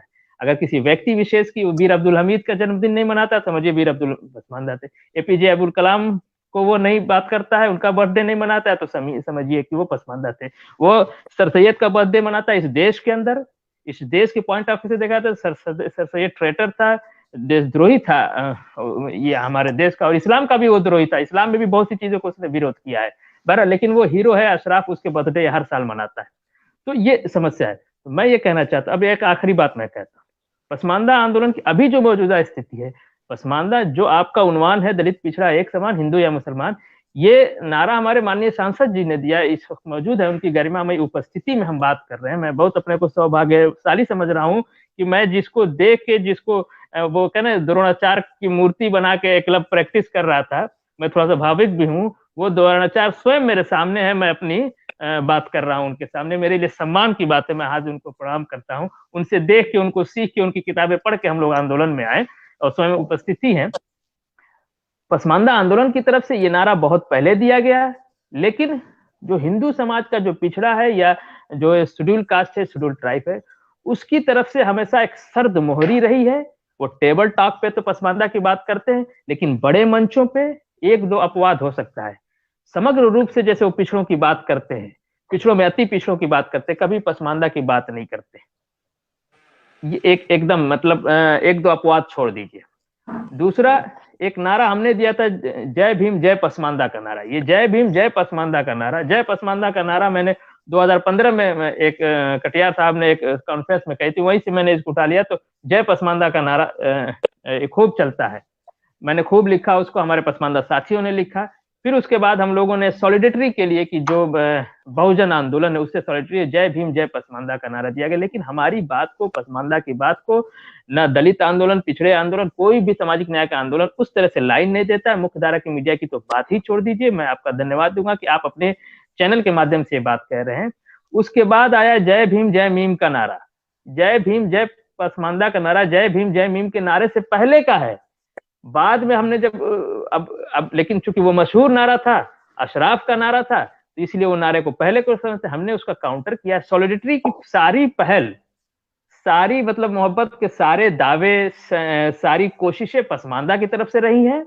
आमतौर से हम हर जगह की बात करते, लेकिन कभी पिछड़े आंदोलन, बहुजन आंदोलन, दलित आंदोलन की तरफ से उस तरह से हमको नहीं टेकअप किया गया, उस तरह से हमें भाई नहीं समझा गया। और उसकी एक वजह यह हो सकती है कि हमें कमजोर समझा जाता है कि भाई इन धोबियों को, इन भंगियों को, इन गोरकनों को, इन नटों को लेके क्या होगा। वहाँ सैयद साहब को बैठाते हैं अपने मंचों पे, गोरे चिट्टे भी होते हैं माशाल्लाह, बड़े बड़े हाथ भी होते हैं, बड़ी बड़ी हाइट भी होती है, दूर से मुसाफा भी हो जाता है, जन्नत भी मिल जाता है, और एक भौकाल भी, वो पैसे वाले होते हैं, वो तमाम फंडिंग जबरदस्त अशराफ करता है दलित आंदोलन की। और अशराफ का एक मकसद है, वो दलित हितैषी या बहुजन हितैषी कभी नहीं रहा है। आप जोगिंदर नाथ मंडल के उदाहरण से देख सकते हैं, अम्बेडकर से बड़ा नेतृत्व था जोगिंदर नाथ मंडल का, आप उनकी स्टडी करेंगे तो आपको पता चलेगा। उस नेतृत्व को ये खा गए, और आज भी ये इनकी बस ये सवर्णों से लड़ाने में दलित का यूज करते हैं, पिछड़ों का यूज करते हैं, बहुजन का यूज करते हैं, उसी हद तक। अगर ये हमारे सचिव है पसमानदा महाज के मारूफ अंसारी साहब कहा करते हैं कि अगर अशराफ जेन्युइन होता तो जो इनकी संस्थाएं हैं, जो इनके संस्थाएं हैं, शासन प्रशासन जहां से ये सत्ता को कंट्रोल करते, उसमें दलितों को भागीदारी क्यों नहीं देते हैं। ये दलितों को हमेशा सरकार से, सवर्णों से लड़ाते हैं। दलित भी इस बात को, ये बहुजन भी इस बात को नहीं समझ पाता है। दलित शब्द थोड़ा सा असंवैधानिक है, मैं शेड्यूल कास्ट या शेड्यूल ट्राइब ये बात को नहीं समझ पाते। पसमानदा आंदोलन की पूरी कोशिश रही, लेकिन उधर से सर्दमोहरी रही है। और आपकी परिचर्चा के माध्यम से हम चाहेंगे कि जो भी सबल्टर्न है, दबे कुचले पिछड़े हैं, across the religion, irrespective to धर्म के जाके, धर्म कभी समस्या नहीं रही है। जाति के उन्मूलन के लिए, मैं बात खत्म करता हूँ, जाति के उन्मूलन के लिए एक साथ आके बात करें। हमारा खून सिर्फ हमारा दर्द का रिश्ता नहीं, हमारा खून का रिश्ता है। जो भी SC ST OBC है, उनके आपस में खून का रिश्ता है, वो किसी धर्म में हो। जी कश्यप जी, जी बहुत बहुत धन्यवाद डॉक्टर साहब। यहाँ पर जो है ना दो पर्सनालिटी है हमारे बीच, अगर आपकी दो पर्सनालिटी हमारे बीच में बड़ी महत्वपूर्ण है यहाँ आज के डिस्कशन में। परम सम्मानित परम आदरणीय अली अनवर साहब जो हमारे सांसद भी है, जिनकी मसावत की जंग किताब आपका स्पीच मैंने सुना था 80 घाट पर, जो है बड़ी दहाड़ करके आपने कहा कि मार खाए गधा, खेत खाए गधा, मार खाए जुला, जो एकदम बखूबी आज हमारे ऊपर जो है निकलती है। मैंने इनको चिल्लाते, जोर से दहाड़ के बोलते हुए सुना था। और रोहित वेमुला की शहादत के नेक्स्ट डे कार्यक्रम था 80 घाट पर। तो और दूसरे हमारे आज के जो कानूनी तरीके से जो आंदोलन चलाते हैं, आदरणीय वकील साहब राजेंद्र साहब जो सुप्रीम कोर्ट नई दिल्ली में, दो ऐसी पर्सनैलिटी हमारे बीच में। और वकार भाई का तो जवाब ही नहीं है। मैं रविंदर सिंह सर के पास फिर चलता हूँ, क्योंकि एक बात कही जो शेड्यूल कास्ट, शेड्यूल ट्राइब के लोग भी नहीं समझ पाते इस बात को, कि जो है कि किस तरह से जो है सवर्ण उनका दुरुपयोग करते हैं, और इसी तरह से अशरफ जो है किस तरह से जो है निचले के पसमानदा मुसलमान का दुरुपयोग करते हैं। इस पर एक डिफरेंस करने के लिए मैं रविंदर साहब के पास चलना चाहता हूँ, फिर राजेंद्र सर के साथ, फिर अली अनवर साहब से मैं पूरी बात करूंगा जो पूरे आंदोलन को आप चलाते हैं। जी सर, रविंदर साहब। हाँ कश्यप जी, मैं पसमानदा जो आंदोलन है या पसमानदा समाज है, उसके उपलक्ष्य में या उनके पूरा जो सोशल इंजीनियरिंग स्ट्रक्चर के बारे में मैं इतना जानकार नहीं हूँ, मैं उन पे अपनी राय नहीं रख सकता। खैर मैं जो अगर मैं आप समय दें या परमिशन दें, मैं यही चीज सिख पर्सपेक्टिव में जरूर रख सकता हूँ मैं। जी सर, आपका स्वागत है सर इसमें। जी जी जी, आप वो हाँ क्योंकि वो भी माइनॉरिटी है, उसका हिस्सा भी है। हिंदू मुस्लिम सिख ईसाई की जो बात होती है, तो सिखों में भी जो एक डिवीजन है, डिफरेंशिएशन है, नीचे तबके के जो सिख हैं उनको भी इस तरह से प्रताड़ित किया जाता है, अपर कास्ट के जो सिख हैं उनको लेकर के ऐसा भी देखने में मिला। उस पर आप अपनी बात रख सकते हैं। जी नहीं नहीं, देखने को नहीं मिला, ये प्रैक्टिकल है। जी यहाँ मतलब जो गांव की जो पंजाब में जो गांव की डेमोग्राफी है ना, आप किसी पंजाब के गांव के अंदर एंटर करेंगे तो उसकी डेमोग्राफी से आपको पता लग जाएगा कि ये जो इलाके हैं वो नहीं जाने पूर्व वाले, ये इलाके दलितों के हैं। वो पहले हुआ करता था तालाब हुआ करता था जिसको पंजाबी में छप्पड़ बोलते हैं। वो सारे गांव का जो पानी है, गंदा पानी छप्पड़ों में आता था, तालाब में आता था। तो वो जो उस इलाके के आसपास वहां दलित रहते हैं, आज भी रहते हैं। ये मैं इसलिए बता रहा हूँ कि गांव में जो डेमोग्राफी है ना, जो अपना अपना जहां घर रखा गया है, वो आज तक उसमें बदलाव नहीं आया है। हाँ, आप शहर में चले जाओगे तो शहर में आपका पड़ोसी ब्राह्मण भी हो सकता है, जाट भी हो सकता है, खत्री भी हो सकता है, लेकिन वहां जो शहर में इतनी मतलब कह लो भी जातिगत द्वेष नहीं है जितना गांव में है। गांव में जो जाति भेदभाव है वो बहुत ज्यादा है। और इसका रीजन ये मेरे हिसाब से ये है कि भी हमारे पास, दलितों के पास कोई आर्थिक ताकत ही नहीं है। दूसरा है हमारे पास सामाजिक ताकत नहीं है। तीसरा तो राजनीतिक ताकत तो खैर है ही नहीं। तो मेरे हिसाब से ये जब तक हम अपने अपने समाज को एजुकेट नहीं करेंगे, उनको सामाजिक स्तर पर आंदोलन जैसे बाम सेफ हैं, ये आके गांव-गांव में प्रचार नहीं करेंगे, उनको जगाएंगे नहीं, तो मेरे हिसाब से जो ऊपर का जो वर्ग है, चाहे कह लो भी अभी धीरे-धीरे पंजाब के जो जाट हैं वो रियलाइज कर रहे हैं कि भाई हम इतने साल वो एलाइटों के साथ रहे और उनके साथ राजनीति चलाई, और लेकिन आखिरकार इतने सालों के बाद उनको उन्हीं को मार पड़ रही है।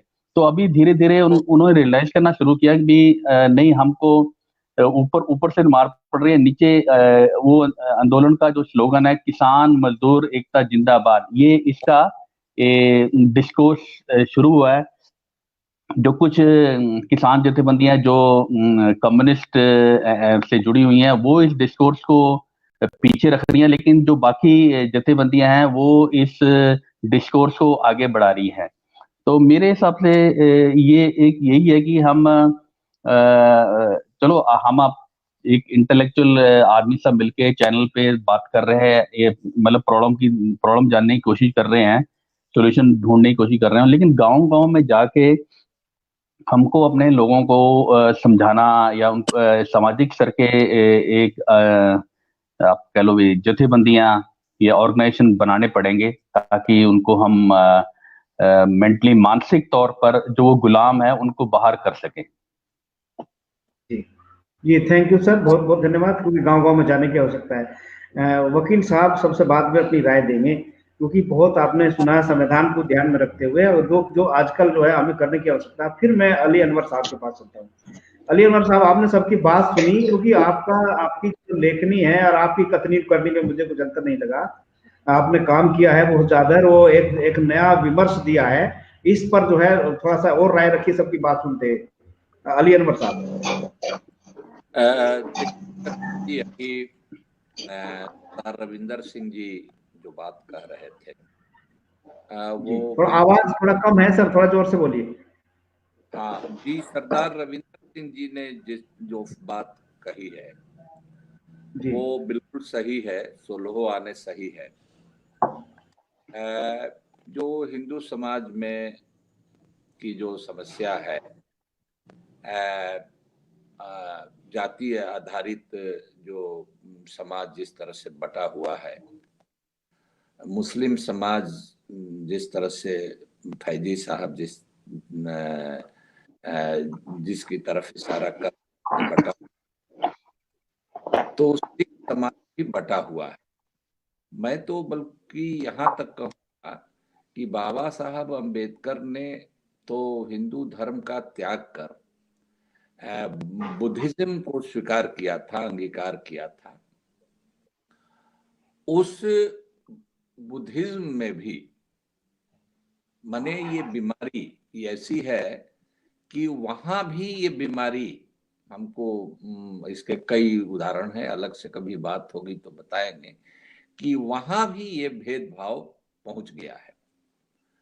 और इसमें दलाई लामा तक को एक मामले में इंटरवेन करना पड़ा और उसमें उन्होंने अफसोस जताया कि यहाँ भी इस तरह की बीमारी आ गई है। तो खैर ये बात सही है। अब देखिए पूरे डिस्कशन में दो चीजों पर मैं टिप्पणी करूंगा। एक तो वकार साहब ने जो बात रखी है, लेकिन इमरान साहब पता नहीं चले गए कि हैं, ये आप हमको बता दें। वो चले गए तब भी हम बात करेंगे, लेकिन वो रहते तो ज्यादा अच्छा होता। इमरान नौजवान है, इसलिए पहले उनकी बात कर लूं, तब मैं आऊंगा फैजी साहब ने जो सवाल उठाए। एक तो वकार, हाँ अच्छी बात है, इमरान साहब भी हैं और वकार साहब भी हैं। देखिए इमरान साहब, आप ये सही कह रहे हैं कि अभी का जो दौर चल रहा है उसमें देखिए दो तरह की बात है। एक तो अगर उसको हम अपने तरह से कहें तो ये कहेंगे कि देखिए हम लोग अस्मिता की लड़ाई लड़ रहे हैं यहाँ बैठ करके, पहचान की, जिसको पहचान कहते हैं, अंग्रेजी में आइडेंटिटी कहते हैं। हम लोगों की पहचान, उर्दू में हम लोग कहते हैं कि खिल्त मिल्त हो गई है, माने फटा गई है। हम बड़ी आबादी के लोग हैं, हमारा बड़ा हक हकूक है, हमारी बड़ी जिम्मेवारी भी है, हमको लीडरशिप में होना चाहिए, बड़े कबीले का, बड़ी जमात का होने के नाते। तो पावर चूंकि वोट से राजपाट बनता है तो उसमें होना चाहिए, लेकिन वहां हमारी नुमाइंदगी जो है बिल्कुल सिफर है, नहीं के बराबर है। तो ये लड़ाई हम लोग अभी लड़ ही रहे थे, और बल्कि हमारे यहाँ तो बहुत इनिशियल स्टेज में है। हिंदू समाज तो उस लड़ाई में बहुत पहले से है और उसके बड़े पुरखे, नामवर, कद्दावर लोग गुजरे हैं। हमारे यहाँ तो अभी इनिशियल स्टेज में है। आजादी के समय कुछ लोगों ने, जिनका नाम हमने गिनाया, वो आवाज उठी थी, लेकिन फिर उसको जमींदोज कर दिया गया, जमीन के नीचे गाड़ दिया गया। तो ये नए सिरे से जो हम लोग उठे, तो अभी का जो दौर चल रहा है 6 साल से, वो इमरान साहब की पीड़ा हम समझ सकते हैं कि वो ठीक है। पहचान की लड़ाई पर अस्तित्व की लड़ाई आगे आ गई है। एग्जिस्टेंस, जहां तलवार लटक रही हो गर्दन पर, जहां हमारे घर पर बाहर से हमला हो गया हो, तो हमारे आपस में के जो मतभेद हैं, हमारी हक तलफी होती है, हमारी हक मारी होती है, तो उस लड़ाई से बड़ी लड़ाई भी, एनआरसी का आपने जिक्र किया, बिल्कुल सही किया, वो लड़ाई।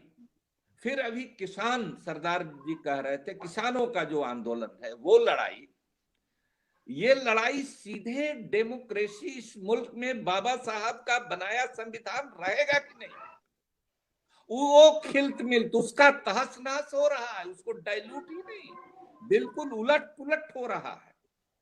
हमारी जो डेमोक्रेसी है, जमहूरियत है, वो बचेगी कि नहीं, ये उपाय हो रहा है कि कश्यप जी, आप जो ये बहस करा रहे हैं, इस तरह से ये डिजिटल मीडिया को और सोशल मीडिया को इस तरह से किया जाए कि हम लोग भी ये डिस्कशन नहीं कर सके। और जहां धर्म आधारित राज्य है, पाकिस्तान में, दूसरे की बात नहीं कहता, पाकिस्तान, वहां आप इस तरह की बात नहीं कर सकते हैं। आप वहां इस तरह का डिस्कशन जो आज हम लोग बैठ करके इसमें से 2-3 मुसलमान नामधारी लोग भी हम लोग हैं, बहस कर रहे हैं, वहां के समाज में आप इस तरह की बहस नहीं करेंगे, नहीं कर सकते।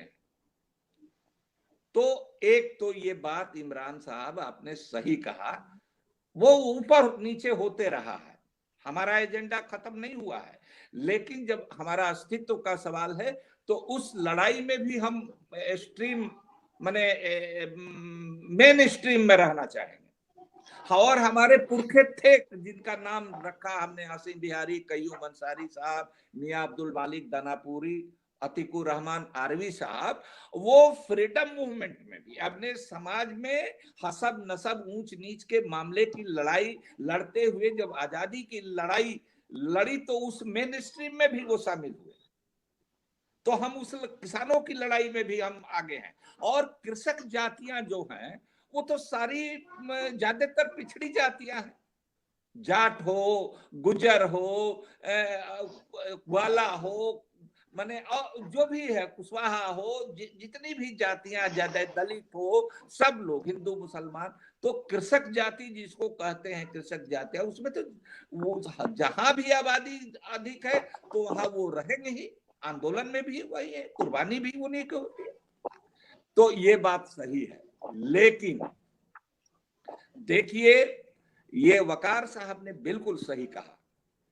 इमरान भाई, आप नौजवान आदमी हैं, आप समझ रहे हैं कि ओवैसी साहब आज तर्जुमान हो गए हैं मुसलमानों की आवाज के। देखिए उसके पीछे देखिए कि मीडिया का कितना बड़ा उनको सहयोग है।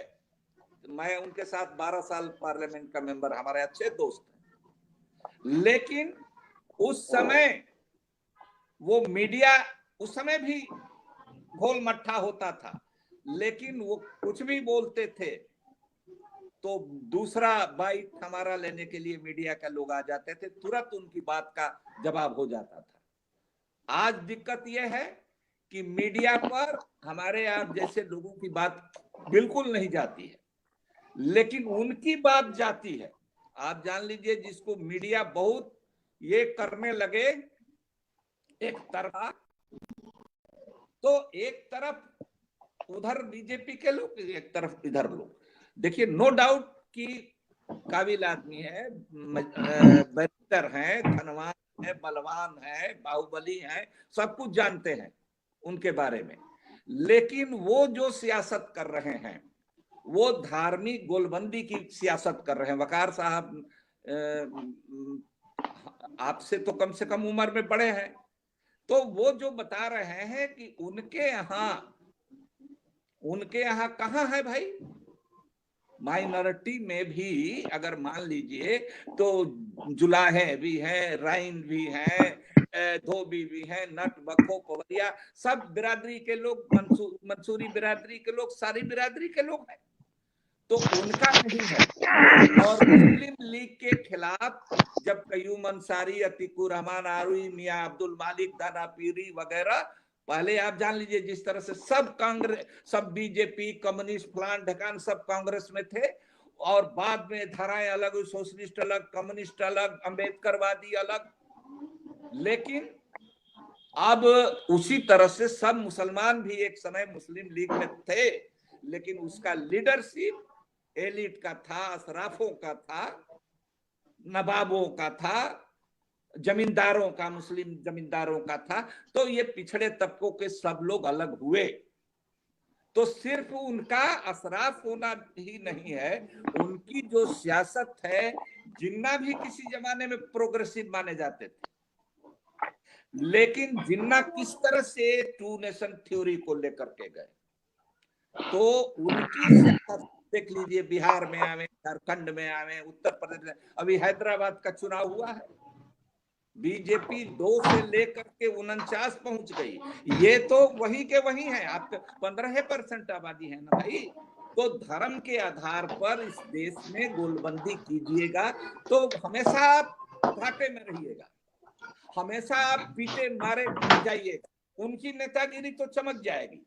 तो खास करके पसमानदा लोगों को, पिछड़े लोगों को, वो हिंदू में भी जरूरत है और मुसलमान में भी जरूरत है कि ये लोग बहुत चालाकी से गरम गरम बात करके ये चाहते हैं कि तमाम बीच के लोग खत्म हो जाए और ये पूरा मीडिया लगा हुआ, पूरा बीजेपी लगा हुआ है ओवैसी टाइप लोगों को देश के मुसलमानों का नेता बताने के लिए। उस समय जिन्ना को बना दिया उसी तरह से, लेकिन उस समय पसमानदा लोग जो थे, कुछ लोग ही थे, वो लोग लड़ाई लड़े उनके खिलाफ, टू नेशन थ्योरी के खिलाफ लड़े।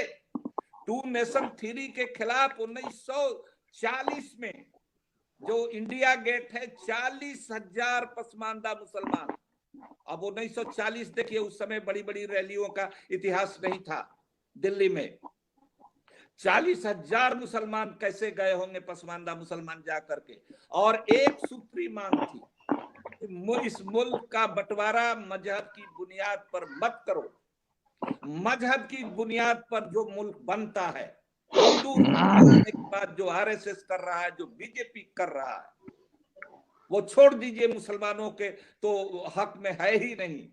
वो हिंदू अति हिंदू पिछड़े, हिंदू दलित, सिख भाइयों, किसी के पक्ष में वो नहीं है। और वो जमहूरियत पर सीधा चोट करेगा, वो सीधा चोट करेगा भारत के संविधान। वो हो रहा है हम लोगों के साथ। तो इमरान भाई, ये सब मोह माया को, ये भ्रमजाल जो मीडिया का है, उसमें हमारे लोगों को ज्यादा सतर्क रहना है।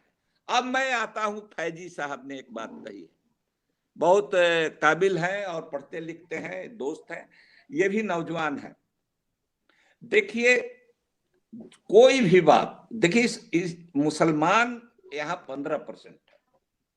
हमारे यहाँ भोजपुरी में कहा जाता है मूस मोटहन लोढ़ा हुई हैं। तो भाई 15% की जो सांप्रदायिकता है, एक तो वो इस जड़ नहीं, आप जान लीजिए सावरकर हिंदू राष्ट्र का फलसफा लेकर के सबसे पहले आए, और उसकी प्रतिक्रिया में मैंने कहा कि जिन्ना किसी समय में प्रोग्रेसिव आदमी समझे जाते थे, लेकिन उसकी प्रतिक्रिया में ये इस्लामी राष्ट्र का फलसफा लेकर, टू नेशन थ्योरी लेकर के आए, बाद में आए, कई साल बाद में आए और उस तरफ बढ़े। इनको नहीं जाना चाहिए था, अड़े रहना चाहिए था। अगर हमारे जैसा आदमी रहता तो अड़ा रहता। तो ये बात आप समझ लीजिए कि हिंदू राष्ट्र और मुस्लिम राष्ट्र, तो उसके लिए हम फैजी साहब से कहना चाहेंगे बहुत प्यार से कि देखिए, उसमें मुसलमान सांप्रदायिकता के लिए अगर खूब चाहेगा भी तो 85% बहुमत की, देखिए सीधा बात है कि जो बहुमत की बहुमत आबादी अगर सांप्रदायिक हो जाती है तो फासिज्म की तरफ बढ़ती है, वो संविधान का गला घोटती है, वो संसद में आग लगाती है, वो डेमोक्रेसी का गला घोट देती है, संविधान का गला घोट देती है। और ये जो मुस्लिम फिरका परस्ती है, उससे ये बात सही है कि वो कमजोर है, कम है, लेकिन वो हिंदू फिरका परस्ती को वो पूरक का काम करती है। हम सब जगह जाते हैं, कहते हैं कि देखिए, मुस्लिम जो फिरका परस्ती है, हिंदू फिरका परस्ती को उसी तरह से जमाने का काम करती है जिस तरह से 2 चम्मच जो जोरन का काम एक हांडी गुनगुना दूध में 2 चम्मच दही डाल करके दूध को दही बनाया जाता है। तो कोई भी माइनॉरिटी की जो फिरका परस्ती है, वो उतना बड़ा खतरा नहीं है, लेकिन वो पूरक का काम करती है। लेकिन फैजी साहब को हो सकता है कि अल्फाज में ये कहने में ये हो, लेकिन जो हमने समझा कि आप ये कह रहे हैं कि मुस्लिम जो फिरका परस्ती है वही सब समस्या का जड़ है, वो है सेकेंडरी है, वो फासिज्म के तरफ चाह करके भी नहीं जा सकता है। तो इस फर्क को समझना होगा, और कोई भी सवाल होता है समय का। जी जी जी जी, थैंक यू अली अनवर साहब। जी जी, वो अलग है और उसको देखना आज जी हम जी, लोग डिस्कशन कर रहे हैं। दोनों की बातों का जवाब आ गया सर। ये कल जी sir, thank you. Thank you.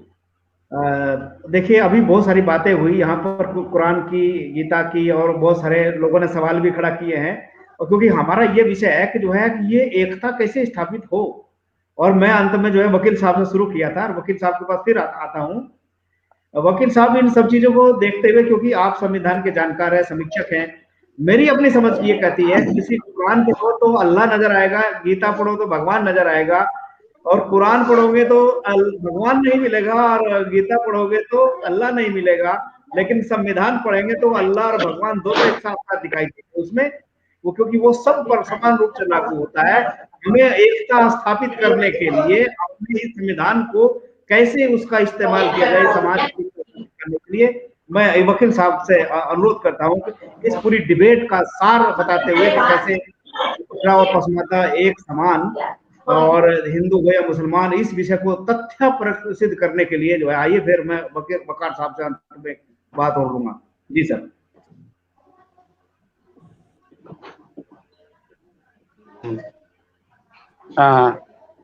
Thank you professor साहब। अभी हमारे भूतपूर्व सांसद महोदय ने भी बहुत अच्छी बातें बताई, और अपने सिख समाज से हमारे रविंदर भाई ने कुछ बातें रखी, मुद्दे अपने उन्होंने बताए, और भी जिसे वकार साहब और फैजी साहब ने भी अपनी अपनी बातें रखी।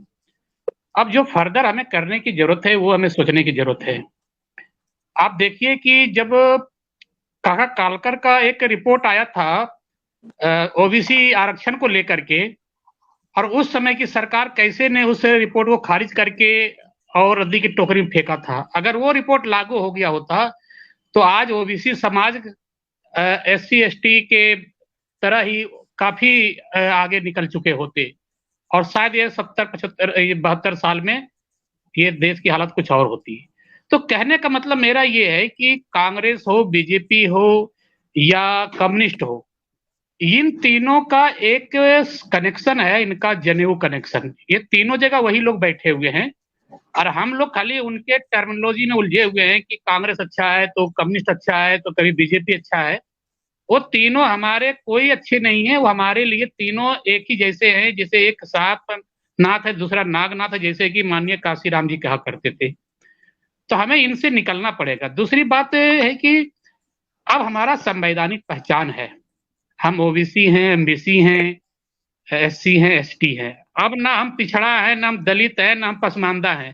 अगर पसमानदा के नाम पर कोई मीटिंग बुलाई जाती है तो गैर मुस्लिमों में यही लगेगा कि ये मुसलमानों का कोई जमात है, और अगर आप पिछड़ा के नाम पर कोई बात बुलाते हैं, मीटिंग बुलाते हैं, तो अदर कम्युनिटी के लोगों को लगता है कि ये कुछ इनका आपस में मीटिंग है। तो हमें इनसे अब बाहर निकलना पड़ेगा। हमारा एक संवैधानिक पहचान है जो हमें संविधान निर्माता खासकर डॉक्टर बाबा साहेब अम्बेडकर ने दिया है कि हम इस देश में ओबीसी हैं, एमबीसी हैं, एससी हैं, एसटी हैं। तो हमारी जब भी कोई तरह का मीटिंग हो तो एससी एसटी ओबीसी एमबीसी का हो मीटिंग अक्रॉस द रिलीजन, क्योंकि सबसे बड़ी पहचान इस देश का है। चाहे जितना कह दे कि भारत एक कृषि प्रधान देश है, लेकिन मैं सदा से यही मानता हूं कि भारत एक जाति प्रधान देश है, यह कृषि प्रधान देश नहीं है, ये जाति प्रधान देश है। अगर कृषि प्रधान देश होता तो आज 2 करोड़ लोग रोड पर बैठे नहीं होते। तो ये बैठे हुए हैं क्योंकि ये जाति प्रधान देश होने की वजह से ये रोड पर बैठे हुए हैं। तो जाति एक सच्चाई है, और लड़ाई भी हमें जाति के ही बैनर तले लड़ना पड़ेगा। अगर जाति के इतर लड़ेंगे तो आपकी हमेशा हार होगी। वो हमेशा इसीलिए बार बार कहता है कि जातिवाद हो रहा है, जातिवाद नहीं होना चाहिए, और इस बात को वही लोग कहते हैं जो इसको खूब अपने अच्छी तरह से भुनाते हैं। तो इसीलिए जातिवाद की लड़ाई लड़िए और जातिवाद खूब करिए। मैं तो कहूंगा ठोक के करिए जातिवाद। आप बगैर जातिवाद किए आपको कुछ नहीं मिल सकता है, संविधान में हमें दिया हुआ उसका हक।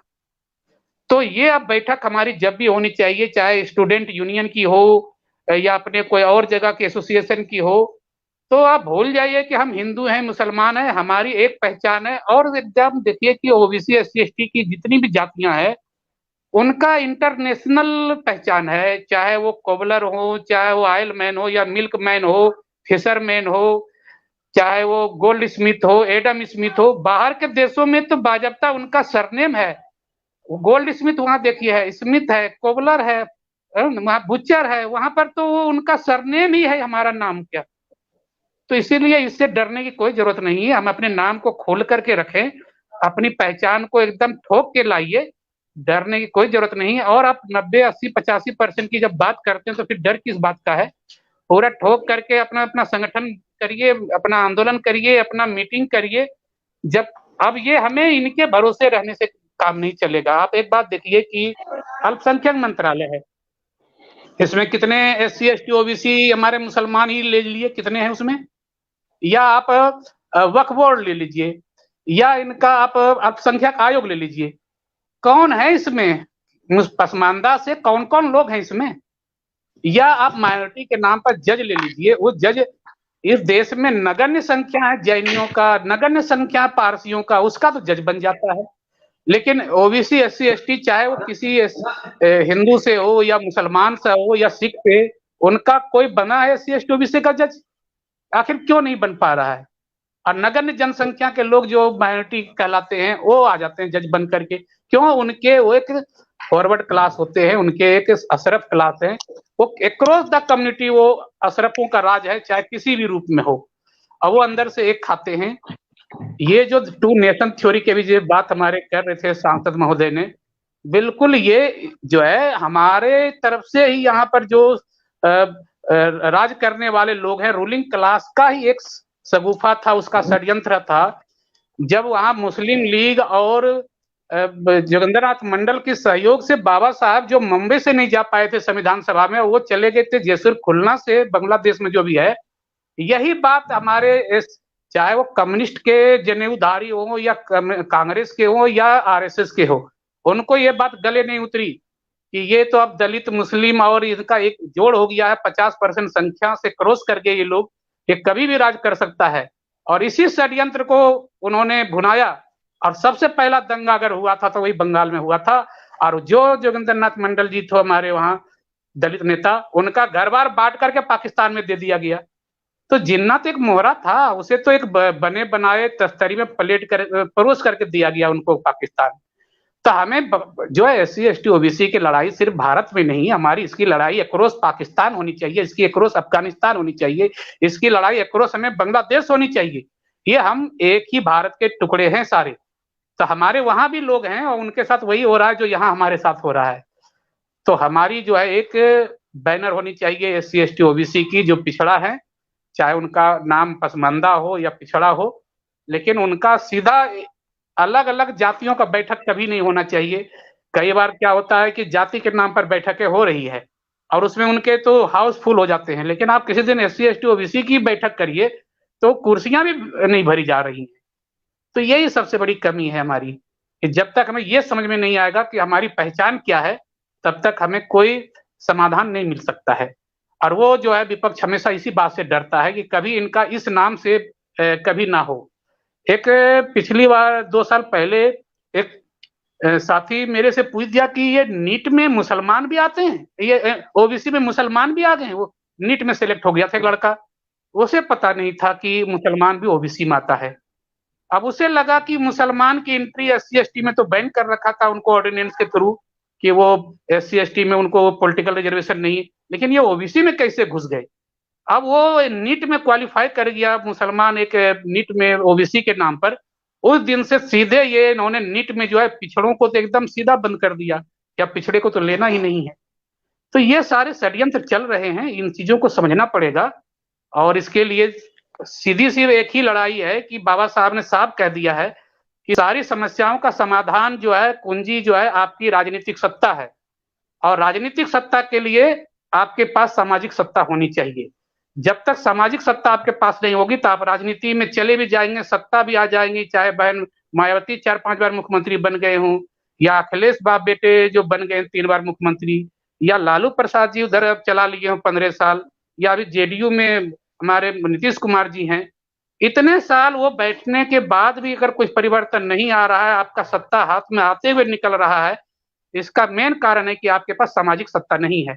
कभी 2 व्यक्ति का सांसद होने वाला पार्टी आज सामाजिक सत्ता के बल पर वो पूर्ण बहुमत में है और 2/3 मेजोरिटी के साथ है वो। तो इसलिए हमें एक सामाजिक सत्ता अपना कायम करना पड़ेगा। गली गली मोहल्ले मोहल्ले ओबीसी SC ST को एक बैनर के तहत आना पड़ेगा। वो ना हिंदू होगा, ना मुसलमान होगा, ना सिख होगा, ना ईसाई होगा।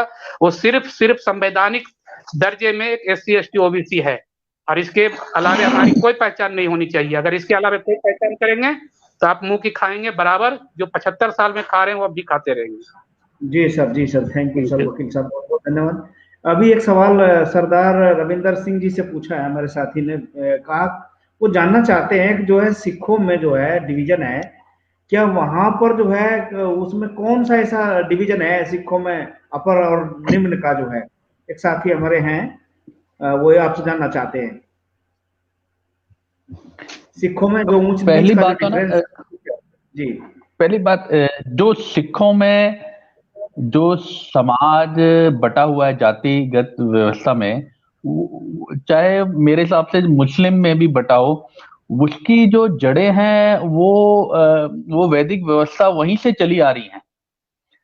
अब हुआ जैसे पंजाब में आके वैसे जाट है और जो तरखान, जिसको बढ़ई कहते हैं, बढ़ई हमारे यहाँ तरखान बोलते हैं, जो लकड़ी काम करते हैं, ये भी है तो शूद्रों में शूद्र। ड्रॉप कर रहे हैं, हमारा दूसरा एंगेजमेंट है बीच में। सरदार जी माफ करेंगे, हम ड्रॉप कर रहे हैं दूसरे कार्यक्रम में। जी सर, ठीक है जी सर, आपका सवाल भी आया था, लेकिन ठीक है सर, अगर दूसरे कार्यक्रम में जाना है तो sir thank you sir, thank you, आपका बहुत बहुत शुक्रिया सर।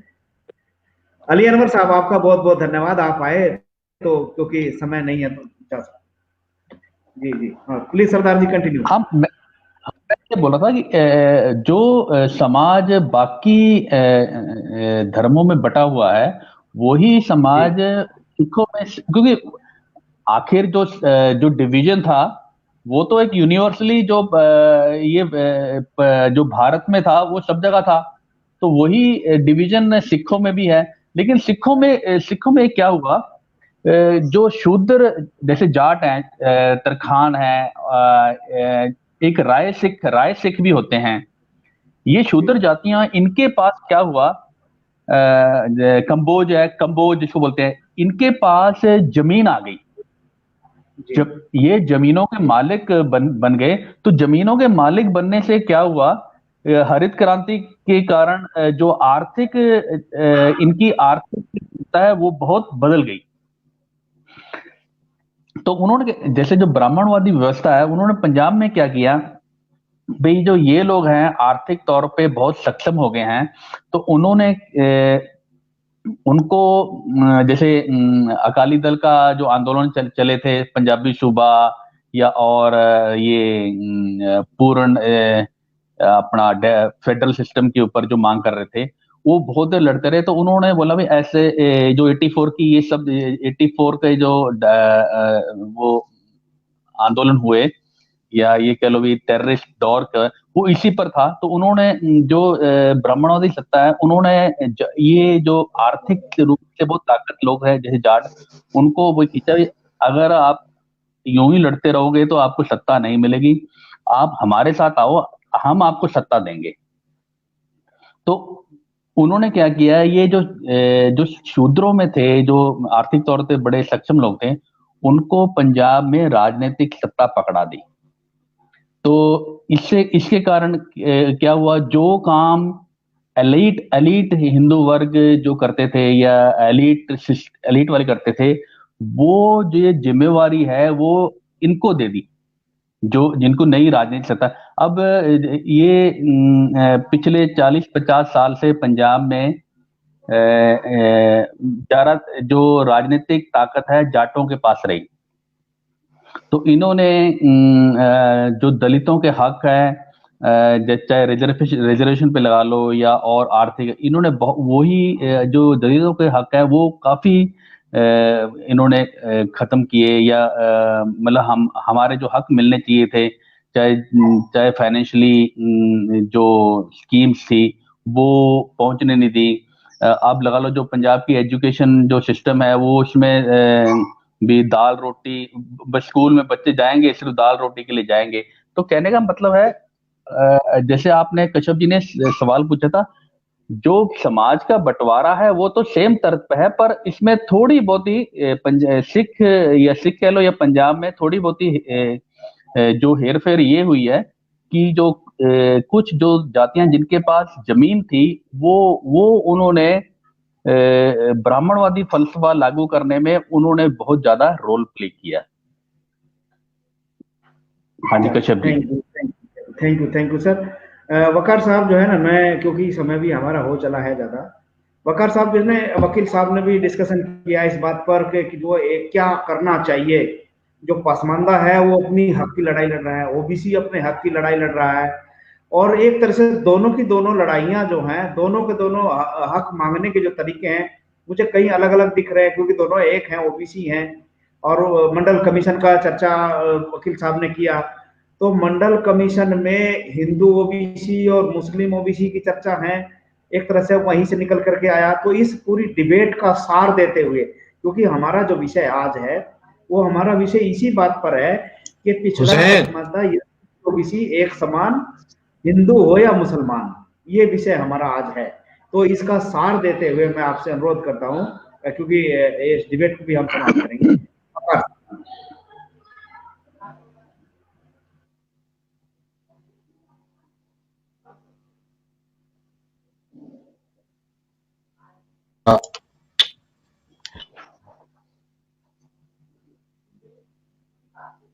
के साथ मैं खत्म करूंगा। हमारे वकील साहब शाह जी ने जो एक बात कही, चाहती है कि कांग्रेस और बीजेपी एक समान है, तो हमें ठीक ध्यान चाहूंगा मैं कि नेहरू जी ने आंदोलन एक चलाया था,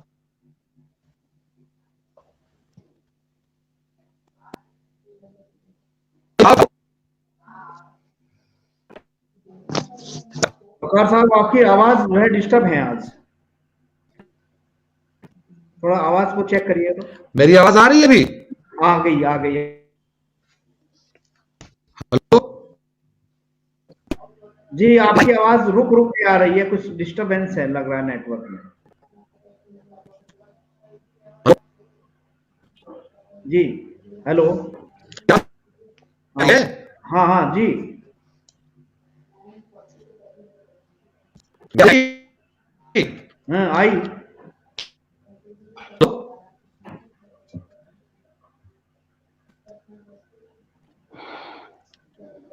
लगता है उधर नेटवर्क की कमी के कारण ये समस्या है। सरदार जी कुछ इशारा कर रहे थे, कुछ अपनी बात कहने के लिए। हेलो। हाँ, मैं जैसे अपने वकील साहब हैं, उन्होंने पे जोर दिया कि हमको अपनी जाति असल में ये चक्कर क्या है ना, जाति हम चलो हम शादी ब्याह करते हैं उसी जाति में करते हैं, नौकरियां लेते हैं उसी सर्टिफिकेट दे के लेते हैं, कुछ भी हो वो जाति। लेकिन जब कोई पूछता है तब हम डरते हैं बोलने के। तो हमारे में ये इन्फीरिटी कॉम्प्लेक्स है ना, ये हमको ले डूबता है। अब मैं एग्जांपल बताऊंगा, दफ्तरों में रिजर्वेशन से लोग नौकरियां तो ले लेते हैं, लेकिन अगर किसी को बोलो भी आओ SC ST OBC की जो यूनियन है उसमें हिस्सा मिलो, हाँ हम आएंगे, या उनको कैलेंडर हम जाते हैं पंजाब में भी कैलेंडर दे दिए, लोग कैलेंडर है, वो शर्माते हैं अपने घरों में बाबा साहब का या SC ST जो स्लोगन लिखा हुआ कैलेंडर वो लगाने, वो तो छोड़ो अपने दफ्तरों में लगाने के लिए वो पीछे हट जाते हैं, वो घबराते हैं भी पता नहीं। जैसे हम तो ठोक के पीछे लगाते हैं, अपने एक नहीं दो घरों में भी कैलेंडर लगाते हैं। इसमें इन्फिनिटी कॉम्प्लेक्स होता है, ये तो हमारा स्टुपिडिटी कॉम्प्लेक्स है। हम यहाँ इस देश के राजे थे, शासन हमारे पास था, तो जब मेरे कहने का मतलब है ये इन्फिनिटी कॉम्प्लेक्स खत्म करना होगा। वो खत्म तभी होगा जब हमको अपनी जड़ें पता लगेंगी, हमको अपने रूट्स पता लगेंगे कि हम है क्या। जैसे बाबा साहब ने संविधान में सबसे बढ़िया, जैसे मेरे हिसाब से वो जो हमारी जो शूद्रों की पहचान थी ना, सबसे बड़ा काम किया उनको। जैसे अभी NRC में या सीए में तो मुस्लिम समाज है, इन पे मार पड़ रही है। उनको पता था कि फ्यूचर में ऐसा हो सकता। उन्होंने क्या किया, पूरे शूद्र समाज को या शूद्रों में जितने भी हैं उनको इस देश का नागरिक बनाने के लिए एक सूची बना दी, जिसको हम शेड्यूल कास्ट लिस्ट बोलते हैं। भाई आने वाले समय में अगर ये करेंगे भी ये यहाँ से भगाना है तो वो निकाल ले। अभी मैं जैसे एससी हूँ, चमार हूँ, तो भी मेरा नाम तो संविधान में दर्ज है। मैं तो इस देश का नागरिक हूँ, मेरे को तो प्रूव करने की जरूरत भी नहीं है। तो मतलब बाबा साहब ने सबसे बढ़िया काम क्या किया, इन सारी जो जातियां थी जो ओबीसी में आती थी, एससी में आती, एसटी, उनको एक सूची डाल के रजिस्टर कर दिया, ताकि भी ये जो सिटीजन वाला जो लफड़ा है इन पर ना पड़े। हाँ कश्यप जी, मैं अपनी बात रख दी, आप दूसरों। जी वकार साहब निकल गए लग रहा है, वकार साहब, क्योंकि नेटवर्क आज उनका भी डिस्टरबेंस में है और इधर जो है इनका भी डिस्टरबेंस में है वकार साहब का। तो सर इस बैठक की समीक्षा करने के लिए मैं फिर वकील साहब को ही आमंत्रित करूंगा। अभी एक इमरान से भी एक सवाल है। अभी अली अनवर साहब जो कह गए थे, अली अनवर साहब ये कहे थे कि जो है कि युवाओं को जोश के साथ होश को भी रखना चाहिए, क्यों इस पे आप सहमत हैं इमरान भाई? जोश के साथ होश। इमरान भाई, अली अनवर साहब ने कहा कि मैं जोश के साथ होश रखने की भी मैं मतलब आपको शिक्षा देता हूं, आपके बारे में कहा था उन्होंने जी। ये आपने ध्यान दिया?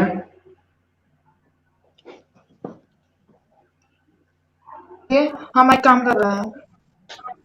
वकार साहब देखिए समीक्षा इसको करिएगा पूरा। जी वकार साहब।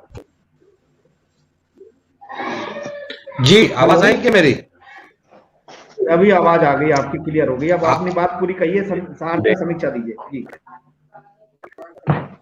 देखिए मेरी आवाज आ रही है ना?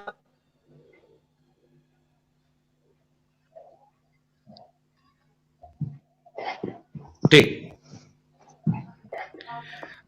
देखिए मैं बीच में तो नहीं सुन पाया क्या बात, मैं जहां से शुरू कर रहा था मैं वहां से ही बात करूंगा कि जो कांग्रेस और के बीच में हम एक नया रास्ता तलाश करने की कोशिश कर रहे हैं, बहुत सामान्य से थर्ड फ्रंट टाइप में या बीच में नीचे वाले भी कर रहे हैं। अब लगता है ये कहीं ना कहीं गलत जा रहे हैं और जिसके चलते जो है हमको वो सक्सेस नहीं मिल पा रही जो मिलनी चाहिए। जैसा कि मैंने मिसाल दिया कि गुट निरपेक्ष आंदोलन के तौर पे जाने जाते थे जवाहरलाल नेहरू। ना हम अमेरिका के साथ हैं, ना हम रसिया के साथ हैं, उनमें अच्छे खासे मेंबर भी थे। शीत युद्ध के दौरान तक वो चलता रहा। शीत युद्ध के बाद अच्छा सीधा दिखता था रसिया की तरफ। तो जो एक लफ्ज कि दो लोगों में सबसे कम कमीना कौन है, उनके करीब जाया जाता है। पहली बार लॉर्ड कलायू ने एंट्री किया था, सिराजुद्दौला से नहीं रहा था, उन्हें सिराजुद्दौला के विरोध में इनको मिलाया था, फिर आगे बढ़ा। कभी मराठों को मिलाया, कभी निजाम को मिलाया। और यही काम भाजपा ने भी किया था कि शिवसेना कर लिया महाराष्ट्र पे और नीतीश कुमार को मिला करके उसने भी यहां पे कब्जा कर लिया है। हम जब कांग्रेस तो हम इसका मतलब सरकार में जाना या हम टाइम का इंतजार करना चाह रहे हैं कि हम 10, 20, 50, 100 साल। एक चीज जो बार बार अखिलेश के खिलाफ एक मुहिम की जाती है जिसमें नॉन यादव ओबीसी उसमें फंसते हैं। हमको जब मौर्य ही बनना है तो हम दबाव डाल करके अखिलेश के साथ जाए, ना कि हम भाजपा के साथ जाएं। से अगर हम कर लेते हैं वही हाल मुसलमान रह रह के हर 5 साल बाद 2 साल बाद एक नई पार्टी खड़ा कर लेता है। उसके बाद होता है कि हिंदू जो हमको पसंद कर रहा है। आजादी के बाद मिलना चालू हुई थी मुसलमानों की, तो क्या किया, पार्टी किया। जब पसमानदाओं तो कांग्रेस कैबिनेट मिनिस्टर बनाया था रहमान अंसारी को, तो सारे मुसलमान मिलकर कांग्रेस को हरा दिए। जब अखिलेश ने 8 मिनिस्टर पसमानदा दिए, तो सारे मुसलमान को हरा दिया। ये हम बीच में एक जगह बनानी पड़ेगी कि हम कैसे अपने आप को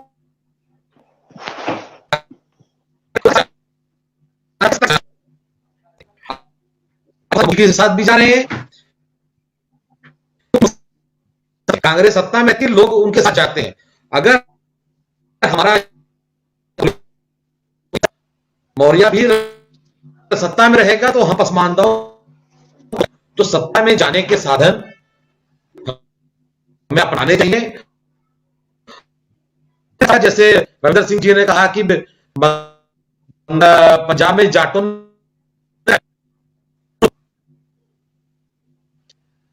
गुजरात में पटेलों को, तो हमको यूपी में भी होगा। जब ब्राह्मण खत्म होगा, यादव की सत्ता नहीं रहेगी। यादव के साथ लड़ना आसान है, लड़ना कठिन है। तो हम लोग पसमानदा लोग, सब लोग मिलकर के हम लोग काम करते हैं। हमें चाहिए, दिक्कत आई है अगुवाई की। कोई भी कर रहा है, तेजस्वी कर रहा है, तो आग मतलब उसके साथ जाना चाहिए।